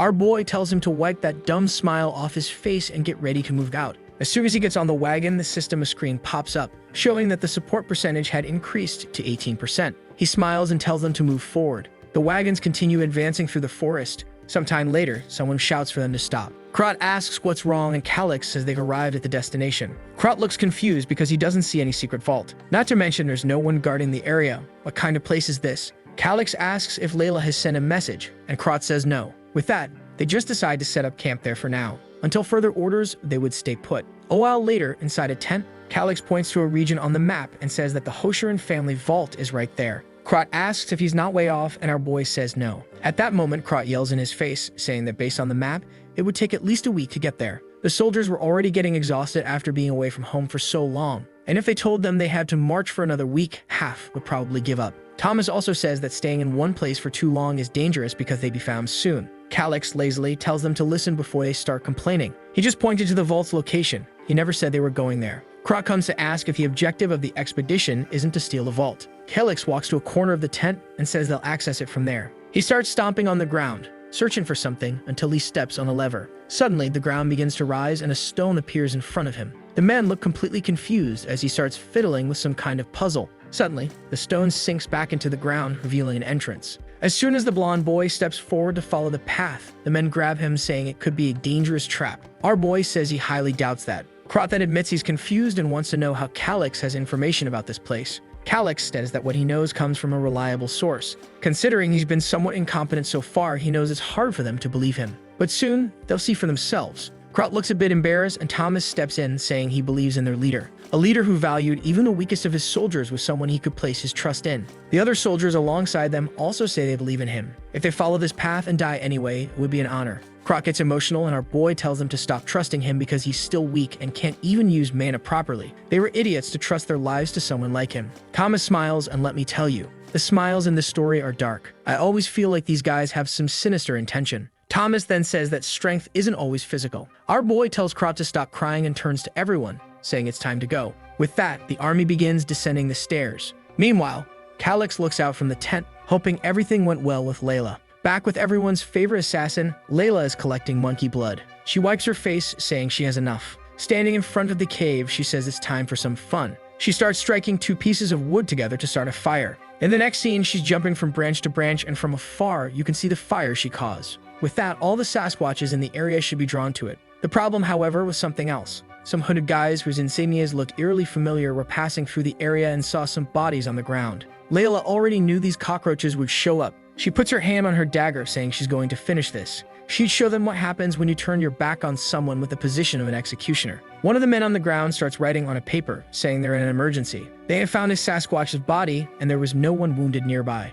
That meant someone capable of fighting a creature like that was in the area. And in this entire region, there was only one family capable of something like that. He needed to inform the Viscount immediately. Layla is quietly observing from a distance. She sees how they're sealing the letters and knows they're scouts. At that, she analyzes the direction of the wind.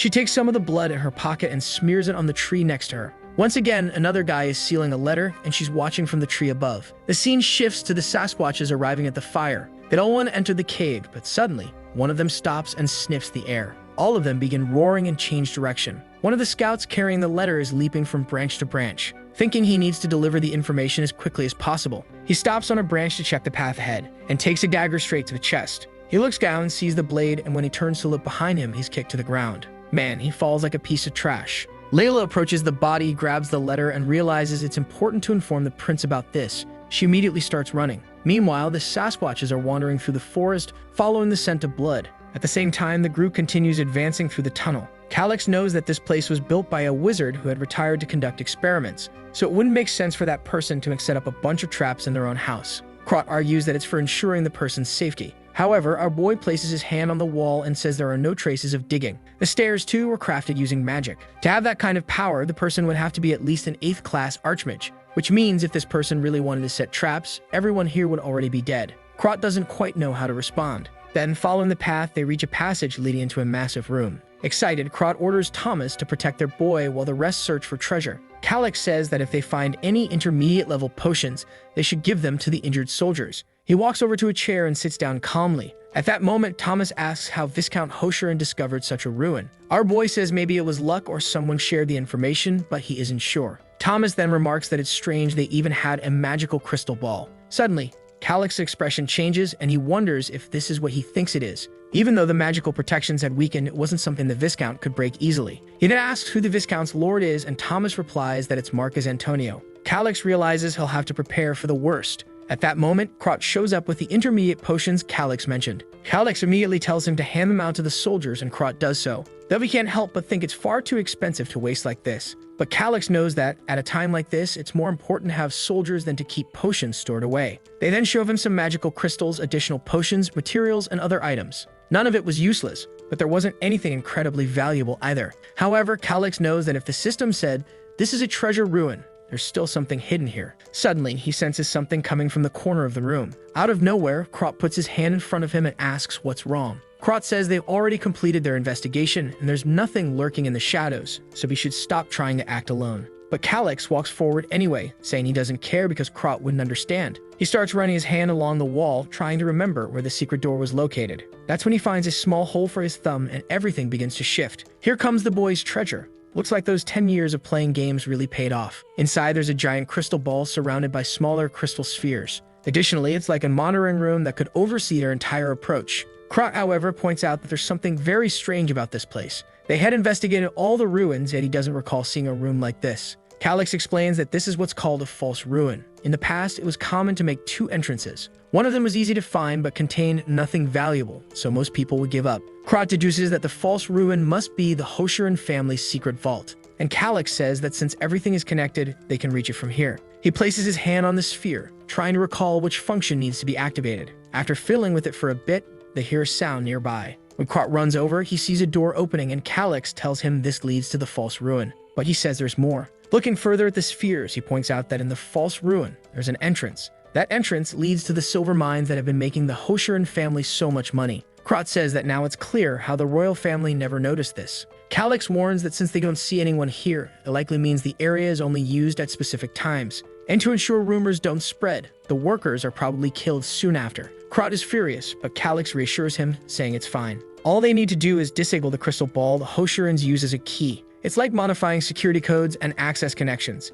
After taking everything they need, he'll obviously leave a present for those guys. He then tells Krot to take the men and start collecting all the crates because it's time to leave. But Krot looks sad again about leaving the prince's side. For heaven's sake, bring back my waifu already. Calyx says he can handle it alone, and Krot reluctantly agrees, saying he'll return soon. With that, he leaves and Calyx celebrates finally having a moment to himself. And wouldn't you know it, our boy finds yet another secret passage. Inside, he discovers an item he's very familiar with from the game, though it looks very different in person. It's the bracelet of the Grand Alchemy Priest. The translation here is garbage, isn't it? And I'm translating the garbage translation, so this is peculiar. Its effect is that when you're on the brink of death, it activates a protective barrier that lasts for 2 hours. But if you take another very strong hit while the barrier is active, obviously, it breaks. The item had a cooldown period of 1 week, and after 3 activations, it would stop working. However, it was perfect for him, since at this moment he has no combat abilities. He slips it onto his wrist, thinking that now it's as if he has 3 extra lives. But as he's about to leave, he notices one more detail. Inside the place where he picked up the item, there was something written. He tries to read it but only understands part of it, something about a Hecatoria or something like that. The problem is that the rest of the message is indecipherable to him. He remembers that once in the game, he heard about this name, Hecatoria. In the legends, she's the goddess who taught humans how to use magic. But he's certain this didn't exist in the game. Could this be something that only belongs to this world? As he touches it with his finger, electricity begins to surge, and he feels a tremor. Suddenly, it seems like only his consciousness exists, and he asks where he is and why he can't see anything. Looking down, there's a giant eye surrounded by glowing blue shapes. He wonders if this is the domain of the divines he heard about, the so-called gods that watch over people in this world. Suddenly, he begins to writhe in pain as a voice echoes in his head. It was as if the words were being forced directly into his brain. A red-haired woman's voice says that this is wrong and inhuman. But one of the energy sources replies that there were no humans there. It warns Hecatoria that the matter had already been settled by vote. She should not think of breaking the pact. The woman protests, saying it's violence and she won't agree to it. Another voice says that if she wants so badly to be human, her wish would be granted. Suddenly, she appears kneeling atop the giant eye.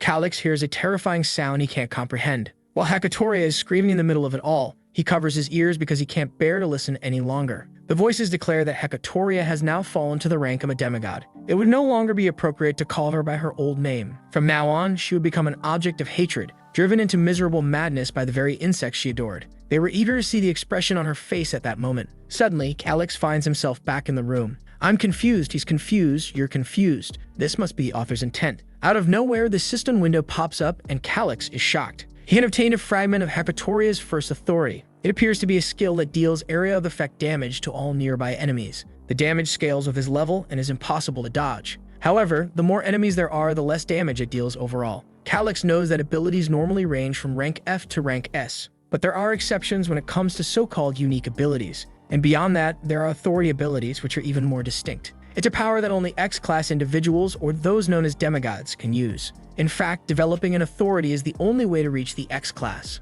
Another cistern window appears, stating that he has absorbed a fragment of authority. This raises the rank of his soul. Calix is now certain that the one who sent him to this world was the goddess named Hecatoria. He knows that only authority-level abilities can harm a god. Perhaps she's hoping that somehow he'll avenge her. The lunatic starts laughing with his hand over his face, wondering if this is really going to be the final objective of this game. Obviously, he feels like he's being manipulated, but he's going to end this whether he wants to or not. At that moment, Krot returns and asks if he's done. Calix tells him not to be surprised, and Krot looks confused. In the next scene, everything is chaotic and lively. There was so much treasure in that room that they needed more time to collect it all. Just the chests filled with coins totaled over 30,000. Our boy gets excited. It's much more than he expected. And Krot says that, in addition, there are several crates with silver bars worth about 100,000 gold coins. The only problem is that transporting so much loot with just this expedition wouldn't be easy. Calix thinks he never imagined the biggest problem would be having too much treasure to carry. But to him, it doesn't matter how much there is, it won't be a problem. Because when he killed the goblin, he aimed the inventory ability. He's feeling all confident, grinning to himself, while Krot wonders about his excitement.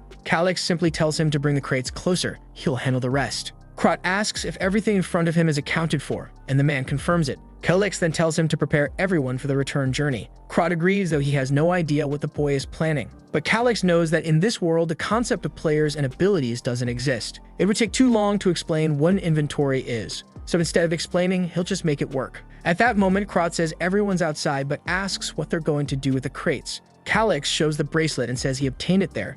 It has a subspace magic ability. It's an extremely rare artifact with enough room to store all the crates. Krot's eyes go wide and he asks where Calix got something like that. Our boy simply tells him to keep quiet and keep it a secret. He says that truly understanding something that valuable would be dangerous if others found out. He then says he's heading out and Krot agrees while still stunned. Calix thanks him as he leaves. Now he needed to focus on the objective. Thinking of the inventory, the cistern window pops up. He wonders if it's going to be as simple as a game. He touches one of the crates, and immediately it appears in the inventory as silver bars. It looks as easy as he imagined, and he begins loading his inventory. Man, the kid's like Minecraft, stacking everything in piles of 99. With all the treasure collected, it was time to return. He climbs the stairs, and the men greet him, saying that everyone is ready for the journey back. But Calix is looking around. He wants to know if Layla still hasn't returned. Krot says no and questions whether maybe she betrayed them and fled. That's why he never trusted her from the beginning. Calix tells him to wake up to reality. It wasn't a coincidence that the Sasquatches fled at that exact moment during the fight. After explaining what happened, everyone looks shocked. Krat says that attacking the Sasquatch's nest alone was a suicide mission. Even though he didn't like the girl, he didn't want her to die like that. Calyx says he would have suggested sending soldiers with her, but since no one trusted her, she had to go alone on that venture. Krat realizes that not only was he wrong, but it was because of her that they survived. Our boy says that if she hasn't returned, it's because something must have happened. Thanks to her, they avoided countless sacrifices. Now it was time to help her. Everyone stands at attention. Krat says he'll follow the Lord's orders. The other knights say that if she risked her life to save everyone, they needed to help her. Meanwhile, the clueless servant is just thinking that everything in this mission has been trouble. At least now, as a knight, he would complete his duty. Calyx orders them to split into a squad to search for her, while the rest will hide in the ruin. He's considering two possibilities for what might have happened to Layla. Either she was pursued by the Sasquatch leader or by the organization she belongs to. At this moment, he still believes it's the Sasquatches since no other pursuers have shown up yet. Besides, he's certain she's careful enough not to be caught in the act. The problem now is figuring out how to find her. Krat asks what they'll do next, and Calyx checks that everyone is ready. The plan for now was to head straight to the Sasquatch base and start avenging those monkeys. Before Krat can protest, Calyx places some herbs in his hands and tells him to burn them. It would produce a kind of oil that everyone should coat their weapons with. He warns Krat not to complain about the plan, and Krat just agrees. Calyx looks up, telling Layla to hold on. Sometime later, they're spying on the Sasquatch's base. They're sure that only females and children are inside. Calyx says they'll kill those inside first, and soon enough, the males will rush into the cave. But the men look uneasy and ask if this is really okay, since he already knows how dangerous the creatures are. Our boy tells them to see for themselves how powerful the poison on their weapons is. With that, they step forward and the Sasquatches hear something. The entire army begins advancing toward them. As the fight begins, Calyx hears others approaching. They run toward the cave, and Calyx says it's now their turn. They follow some footprints, and our boy says he's sure Layla wouldn't be defeated by those creatures. That's why they'll follow the largest footprints. Riding on Thomas' back, they start running. Along the way, Thomas asks if Calyx likes the woman. He gets it. After all, she's a very attractive woman. Calyx tells him to focus on the mission and stop joking around. But Thomas replies that he never imagined she would volunteer for something so dangerous. Calyx responds that it's because she realized they needed her too. At this moment, the Shekin family is the only place that's good for her. Thinking about the girl's appearance, Calyx knows that on Earth, she'd be a celebrity. But Layla doesn't care about that. Maybe it's because she's always lived with the urgency to survive. The first large-scale content of this game is called the Invasion of Jaboru, and the faction living in these mountains played a direct role in that event. Perhaps from the very beginning, Selvia was intentionally planning all of this. Inside the cave, Krat is amazed they won. The men are cheering, saying that, just as the Lord said, it was very easy to kill the apes with the poison. But they remind each other there's no time to rest, and they quickly set off running again. Krat is impressed, saying that when it comes to poison, he truly respects Calyx. At the very least, he hopes Layla is safe. But then they spot someone lying on the ground, blood at their mouth. On their way, Thomas and Calyx notice something. Our boy is shocked to see Layla lying on the ground, surrounded by two wolves. Thomas runs ahead and slashes the first wolf, while Calyx runs to help her. The problem is that her wound is much deeper than he imagined. He quickly uses a mid-tier potion, and thankfully, it seems to be enough. The only problem is that her recovery will be gradual, and she'll need several more. Thomas returns, saying he drove off the wolves. He helps our boy sit Layla up as Calyx gives her more potion. Her skin color starts improving, and they both feel relieved. At that moment, Krat shows up, and our boy says he arrived just in time. Suddenly, the scene jumps forward to a week later at Shekin Castle. Our boy, who looks more like a beautiful girl, is there training. For heaven's sake, right? This kid is too weak. He's at level 18, which isn't that bad. He's only 15 years old, and the average for an adult man is around level 20. Nearby, Russell watches and says that at least the boy's stamina is improving a lot. He could say that Calyx's physical condition wasn't bad at all. Krat comments that he seems completely different from the day they explored the ruins. Maybe he's taking some kind of secret potion. The hard-headed guy is there all confident, looking like something out of Solo Leveling. He says that his journey to level up has only just begun. The servant suggests they start sword training right away, but Russell says that Calyx's body needs to recover first. Suddenly, Calyx announces that he has something to resolve at the magical tower today. Krat didn't know about this, but our boy tells him to get ready because he's coming along for the visit. With that, he begins to leave, but Russell remarks that it seems Calyx now trusts Krat a lot. Krat responds that he doesn't know why, but he's certain the boy has exceptional talent. Besides, he genuinely cares about his subordinates and the people of the kingdom. Russell comments that lately it's been hard to understand the boy's actions and way of thinking. Krat says that while he may be talented, he still needs a master to guide him. But Russell counters that the priority right now is for Calyx to obtain his official title. He needs to complete the coming-of-age ceremony and advance to Class 4 soon. Still, the fear Russell once had about the future of the territory had disappeared. He never imagined someone suitable would appear this early. The scene shifts to the branch of the magical tower in Shekin's territory. Amidst an endless library, someone welcomes them. Our two boys appear, and here comes another dangerous situation. We're all thinking about Layla. Where is that girl who vanished after the rescue? A woman welcomes the beautiful boy and the muscular man, pulling them in and cheerfully telling them to make themselves at home. She seems strangely upbeat for a mage. She then asks if they'd like tea and uses telekinesis to set the cups in front of them. As she touches the teapot, steam begins to rise. Calix is impressed that an isolated place like this has a Class 5 mage. Her name is Rosen Dreamwalker, 32 years old, though she looks 26. She serves the tea and asks why he looks so surprised. Calix says he didn't expect to meet someone as incredible as her in such a rural area. Strangely, Krot is already wondering if this woman is Calix's type. Calix then says that if she can heat tea in an instant, she's at least a Class 5 mage. He's certain that it's impossible for a woman in her 20s to achieve something like that without immense talent. The cheaty guy knows she's 32 but is just buttering her up, right? She's all flustered. The fool fell for the trap. Krot is about to comment that she's not in her 20s, but our boy squeezes his arm. The trick works, and she's all happy but admits she's already over 30. Our boy is the master of charm and asks if she has any secrets for staying so youthful. While she says all she does is wash her face with water, Krot is just sitting there listening to the two of them. Some time passes. Finally, Rosen asks what brings the two of them to her tower. They were finally getting to the point. Calix says he's there to buy explosion scrolls. She's impressed, saying he must be a very unique client. She tells him that 30 of those scrolls would cost 600 gold. But because he's such a cute boy, she'll only charge him 500. Our boy is thrilled to see that using his looks can get him a discount. He asks if that won't get her into trouble. Rosen reassures him, saying she has the authority to adjust prices. Calix then says he actually has one more request. It's a bit hard to say, but he wants to borrow from the reserve fund. That doesn't make her very happy. She asks how much he's thinking of borrowing. When he says 60,000, the woman spits out her tea. Of course, she says there's no way she can lend that much money. But our boy reveals that he'll leave gold coins and silver bars as collateral. And until he pays it back, she can also charge interest. At the mention of interest, Rosen, who clearly has a bit of a loan shark vibe, starts looking excited. Calix explains that it'll only be a short-term loan, but he really needs it. That's because it would be madness for Gerard to find out he's using the very coins Calix stole from him. Calix knows this is the only place he can get 60,000 gold. Rosen lowers her head, apologizes, and says that unfortunately, it's just too much. Calix didn't expect that. It seems his favorability wasn't high enough, or maybe he was just too hasty. She adds that she's sure the supervisor would reject it. But then she suggests an alternative. Covering her mouth with her hand, she says the people at Central Headquarters don't keep much of an eye on her area. Maybe it's possible to do it, but it would have to remain a secret between the three of them. If he pays it back within 6 months, there won't be any problems. But as soon as the 6 months passed, she would sell all the gold and silver to recover the money. Our boy is thrilled. That was exactly his plan. Mages are greedy because they need resources to conduct their research. And she was definitely thinking he wouldn't have the money to pay it back, so she'd pocket all the interest. He bows deeply and thanks her, saying he'd be very relieved if she could do this. Meanwhile, he's thinking that now he's resolved the debt with Gerard. Speaking of the fool, he's sitting in front of a subordinate demanding the map. He slams it on the table, furious because it seems that one of the patrols near the vault has disappeared. He begins to wonder if he's in any danger. That's when he realizes that if someone had a direct path to the vault, it would take less than a day. The guy is about to explode with rage.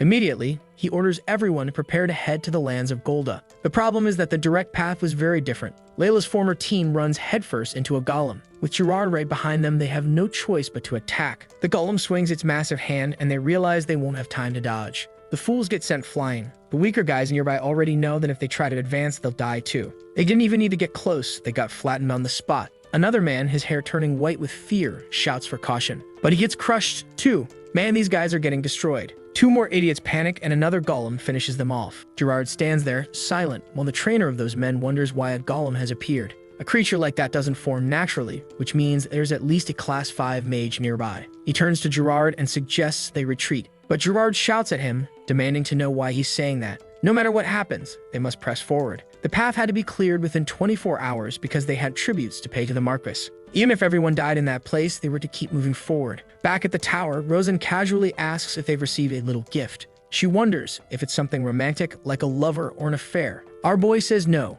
and she replies that in that case, she'd like to receive a gift from him. Just then, Layla bursts through the door, asking if there's really an old hag trying to seduce her lord. Calix enters and announces that all the luggage has already been stored in the tower. Meanwhile, Layla is just glaring at Rosen. Our boy thanks her for the good work and hands her something. He then asks both of them to wait outside. As they leave, Layla asks why the prince was talking to that mage. Krot just whistles, saying he has no idea why. Inside, Rosen is all happy and blushing, saying it's wonderful. Our boy gave her a necklace of golden pearls, and she asked if he's really going to give her something like that. He says it's a token of gratitude for the funds she's preparing for them. This was, of course, the artifact the system had shown him. He tells her not to forget to keep all of this a secret. If they tried to do this the proper way, the paperwork would never be approved. But Calix knows she's angling for the interest she'd earn on the loan for the magical tower. Rosen reassures him, saying she'll keep that in mind and that he can count on her. She then asks why he wants so many explosion scrolls. Was he preparing for a war? Calix is impressed by her skill in extracting information. Seriously though, it's a normal question. You bought 30 scrolls that blow everything up. He stands up and says he's not planning anything like that.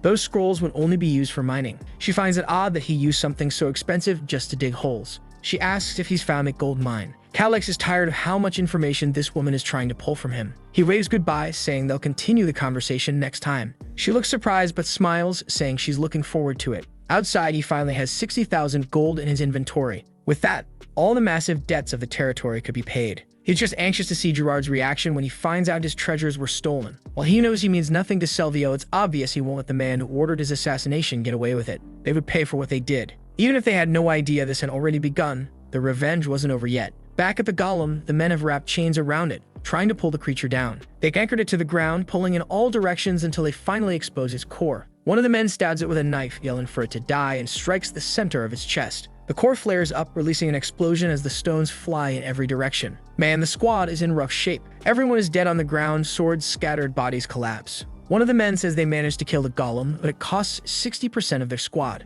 Gerard, however, tells him to stop complaining and to just open the gates already. They reach the door of the hideout and a man brings the crystal ball forward. But when he places it on the door, it displays a message. User invalid. An unauthorized access is detected and the security measures begin to activate. A warning sounds, telling them to step away from the area within 180 seconds. The man insists and tries to place the crystal ball once more. But of course, the error is the same and Gerard kicks the door in frustration, unable to understand what's happening. He has no idea why it isn't working. The man next to him warns that it's better for them to back away because they have no clue what these security measures are. With that, they start running while the door remains intact. It enters stage 1 of the interception program. The security measure was to summon numerous creatures that would attack anyone within a defined range. Back in the carriage, our boy asks Layla where she heard that. She replies that she heard it while he was flirting with that mage. Our boy notices she seems a little angry and says he wouldn't do something like that. It was all business. However, he wanted to ask her something. What would happen if he betrayed Selvio? She looks confused and asks why he's even thinking about betraying the Viscount. Our boy says he just wants to know what kind of person Selvio is. The type to let his subordinates' mistakes slide? She explains that no, he's an extremely perfectionist man. A person who would never tolerate failure in any form. Our boy then wants to know what would happen to Gerard if the Viscount found out. Layla says she has no idea, but Gerard is also not someone who would accept being killed so easily. He would probably try to survive at any cost. It's obvious he wouldn't hesitate to betray the Viscount if necessary. Our boy thinks to himself that it's obvious Gerard wouldn't let himself be killed so easily. Meanwhile, Layla is watching him, realizing that the boy is planning something on his own again. Looking at his cyan-colored eyes, she doesn't know what this strange feeling is. And our boy is deep in thought, feeling like he's missing something. Back in the lands of Golda, the men have finally exterminated the monsters. The problem is that the Viscount's forces have also been almost completely wiped out. Gerard orders them to bring reinforcements and to open that door. There was no way to enter normally, so they had to use explosion scrolls. They blow up the entire door, and the entrance is now open. But the man already had a bad feeling about this.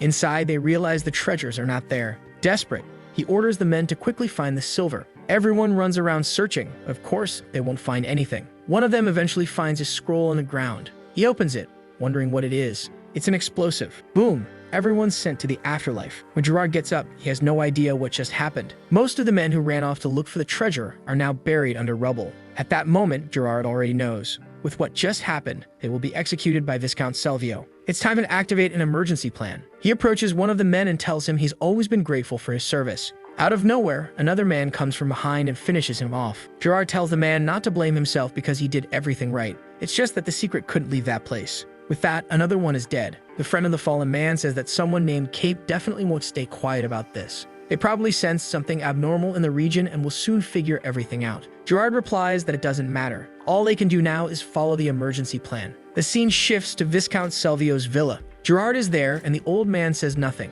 He just stands there until finally he says he heard the story. Immediately, Gerard throws himself to the ground, banging his head and begs for forgiveness. Selvio says he doesn't care about apologies since results are the only thing that matters. He wants to know where the silver he had saved for the greater cause has gone. Gerard says it must be the work of some tomb raiders. He explains that somehow they must have dug their way in within a day. The man says that doesn't make sense since the security system would have been activated. Not to mention it would take a long time to dig that deep. Gerard lies, saying that most of the silver coins are still there. There's no way a handful of tomb raiders could have stolen everything in such a short span of time. Besides, they're already keeping an eye on all the merchants in the region to see where the precious metals will end up. Once that happens, they'll ambush them. Silver coins aren't something you can take far away very easily. Eventually, whoever stole them will return to sell them. Salvio says he understands and warns that it's best to capture those people as soon as they return. Gerard assures him there's nothing to worry about.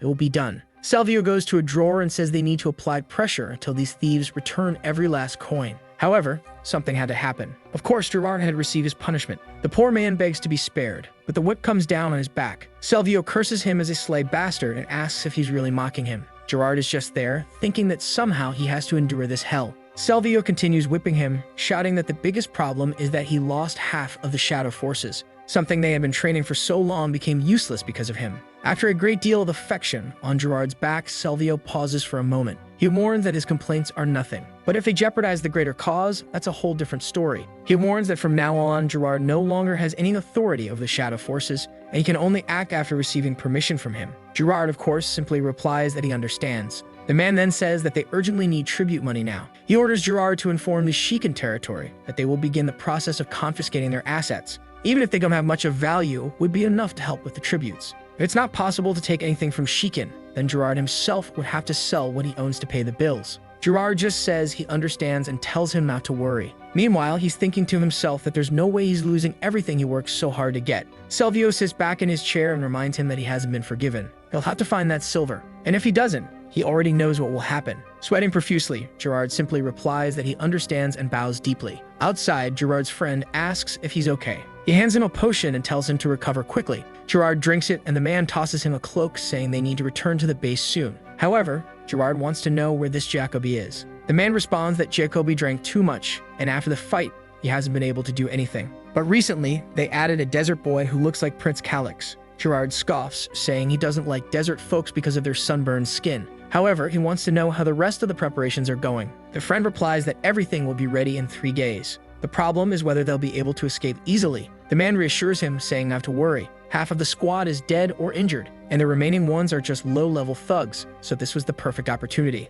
Maybe all these events were a blessing in disguise. After all, the more money they had to build a new life, the better it would be to escape. However, Gerard doesn't look convinced. He believes that the boy from the Shikan family has already won the succession battle easily, so it probably won't be that simple. A few days pass. Krot enters the room and calls for the two of them. He announces that Gerard and Mythos have come to visit. It's probably because of the debts. Russell says it's exactly as the prince had predicted. He tells Krot to accompany the prince to meet with the men. Russell wasn't going to get involved in this anymore because he believed the boy was capable of leading the territory. Krot says he understands. Meanwhile, Gerard, ever the lunatic, looks flushed, saying the boy's physique is improving day by day. But our boy simply replies that he doesn't greet unnecessary people, and that Gerard's arrogant attitude was already testing his patience, so it was better to get straight to the point. Gerard says that if Calix is so eager, he'll be direct too. He opens his arms and announces that the official confiscation would begin. He had determined that the Shikan territory wouldn't be able to pay the 60,000 gold, so they would take everything there as collateral for that amount. Our boy asks what Gerard will do if he refuses. With a finger to his nose, Gerard replies that he'll call for a senior official to ensure Calix doesn't escape. And obviously, a forced audit of the territory would happen. Krot insults Gerard, but the man replies that this isn't a time for violence. It's just that he needs to be a bit more assertive in recovering his funds, as much as he also thinks this is the worst-case scenario. Our boy says that if Gerard really thinks it's that bad, he should delay the payment even further. Gerard replies that if Calix were a little more sincere, maybe that could happen. At that moment, Krot realizes the man is subtly asking for a bribe, but Calix feels that paying off the debt now would just leave him at a loss. However, to avoid complicating things for now, he decides to stick to the usual script. He announces that he has managed to gather most of the money, so there's no need for him to be sincere at all. Gerard suddenly stands up and demands to know how he gathered 60,000. Our boy asks why he looks so angry and surprised. Was this a good thing? He places the official notes on the table and says all the values are legitimate. Gerard knows that those notes are indeed government issued. But how the hell did this kid manage to gather 60,000 in such a short time? That's when Gerard has the idea to take this money and flee with it. It would be much better than escaping with gold and silver, so maybe this was the perfect chance to go to another country. Calix places a silver bar on the table and asks if Gerard wants to verify it. He explains that he has 32 pieces of these in 420 crates. At that moment, Gerard recognizes those as the very silver bars he had hidden from the Viscount. Now everything starts to make sense. The Viscount thought Gerard was only hoarding a few silver coins and some copper, but Gerard had been secretly using the hidden mines to amass far more resources and stash them away. Now that Calix knows about it, it's hard for Gerard to go against him because he'd be reported to the Viscount. If Selvio discovered this, Gerard would obviously be executed. Calix then tells Gerard they don't need to pretend anymore about what's happening here, and he asks Gerard what he thinks his fate will be. Since Calix is a kind boy, he'll give him two choices.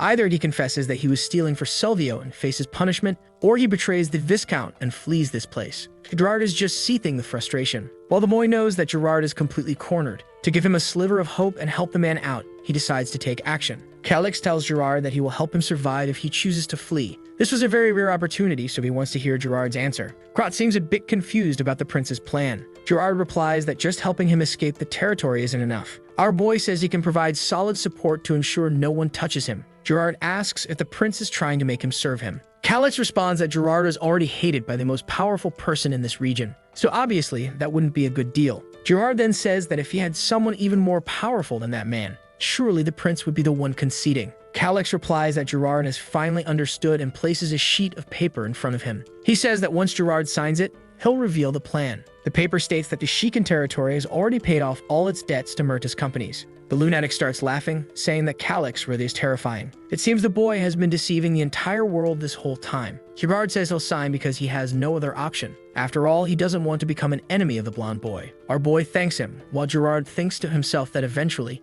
he'll manage to get a like on this video that helps Mamoru make more juicy content for his viewers, activate the cheeky little bell, and I'm out.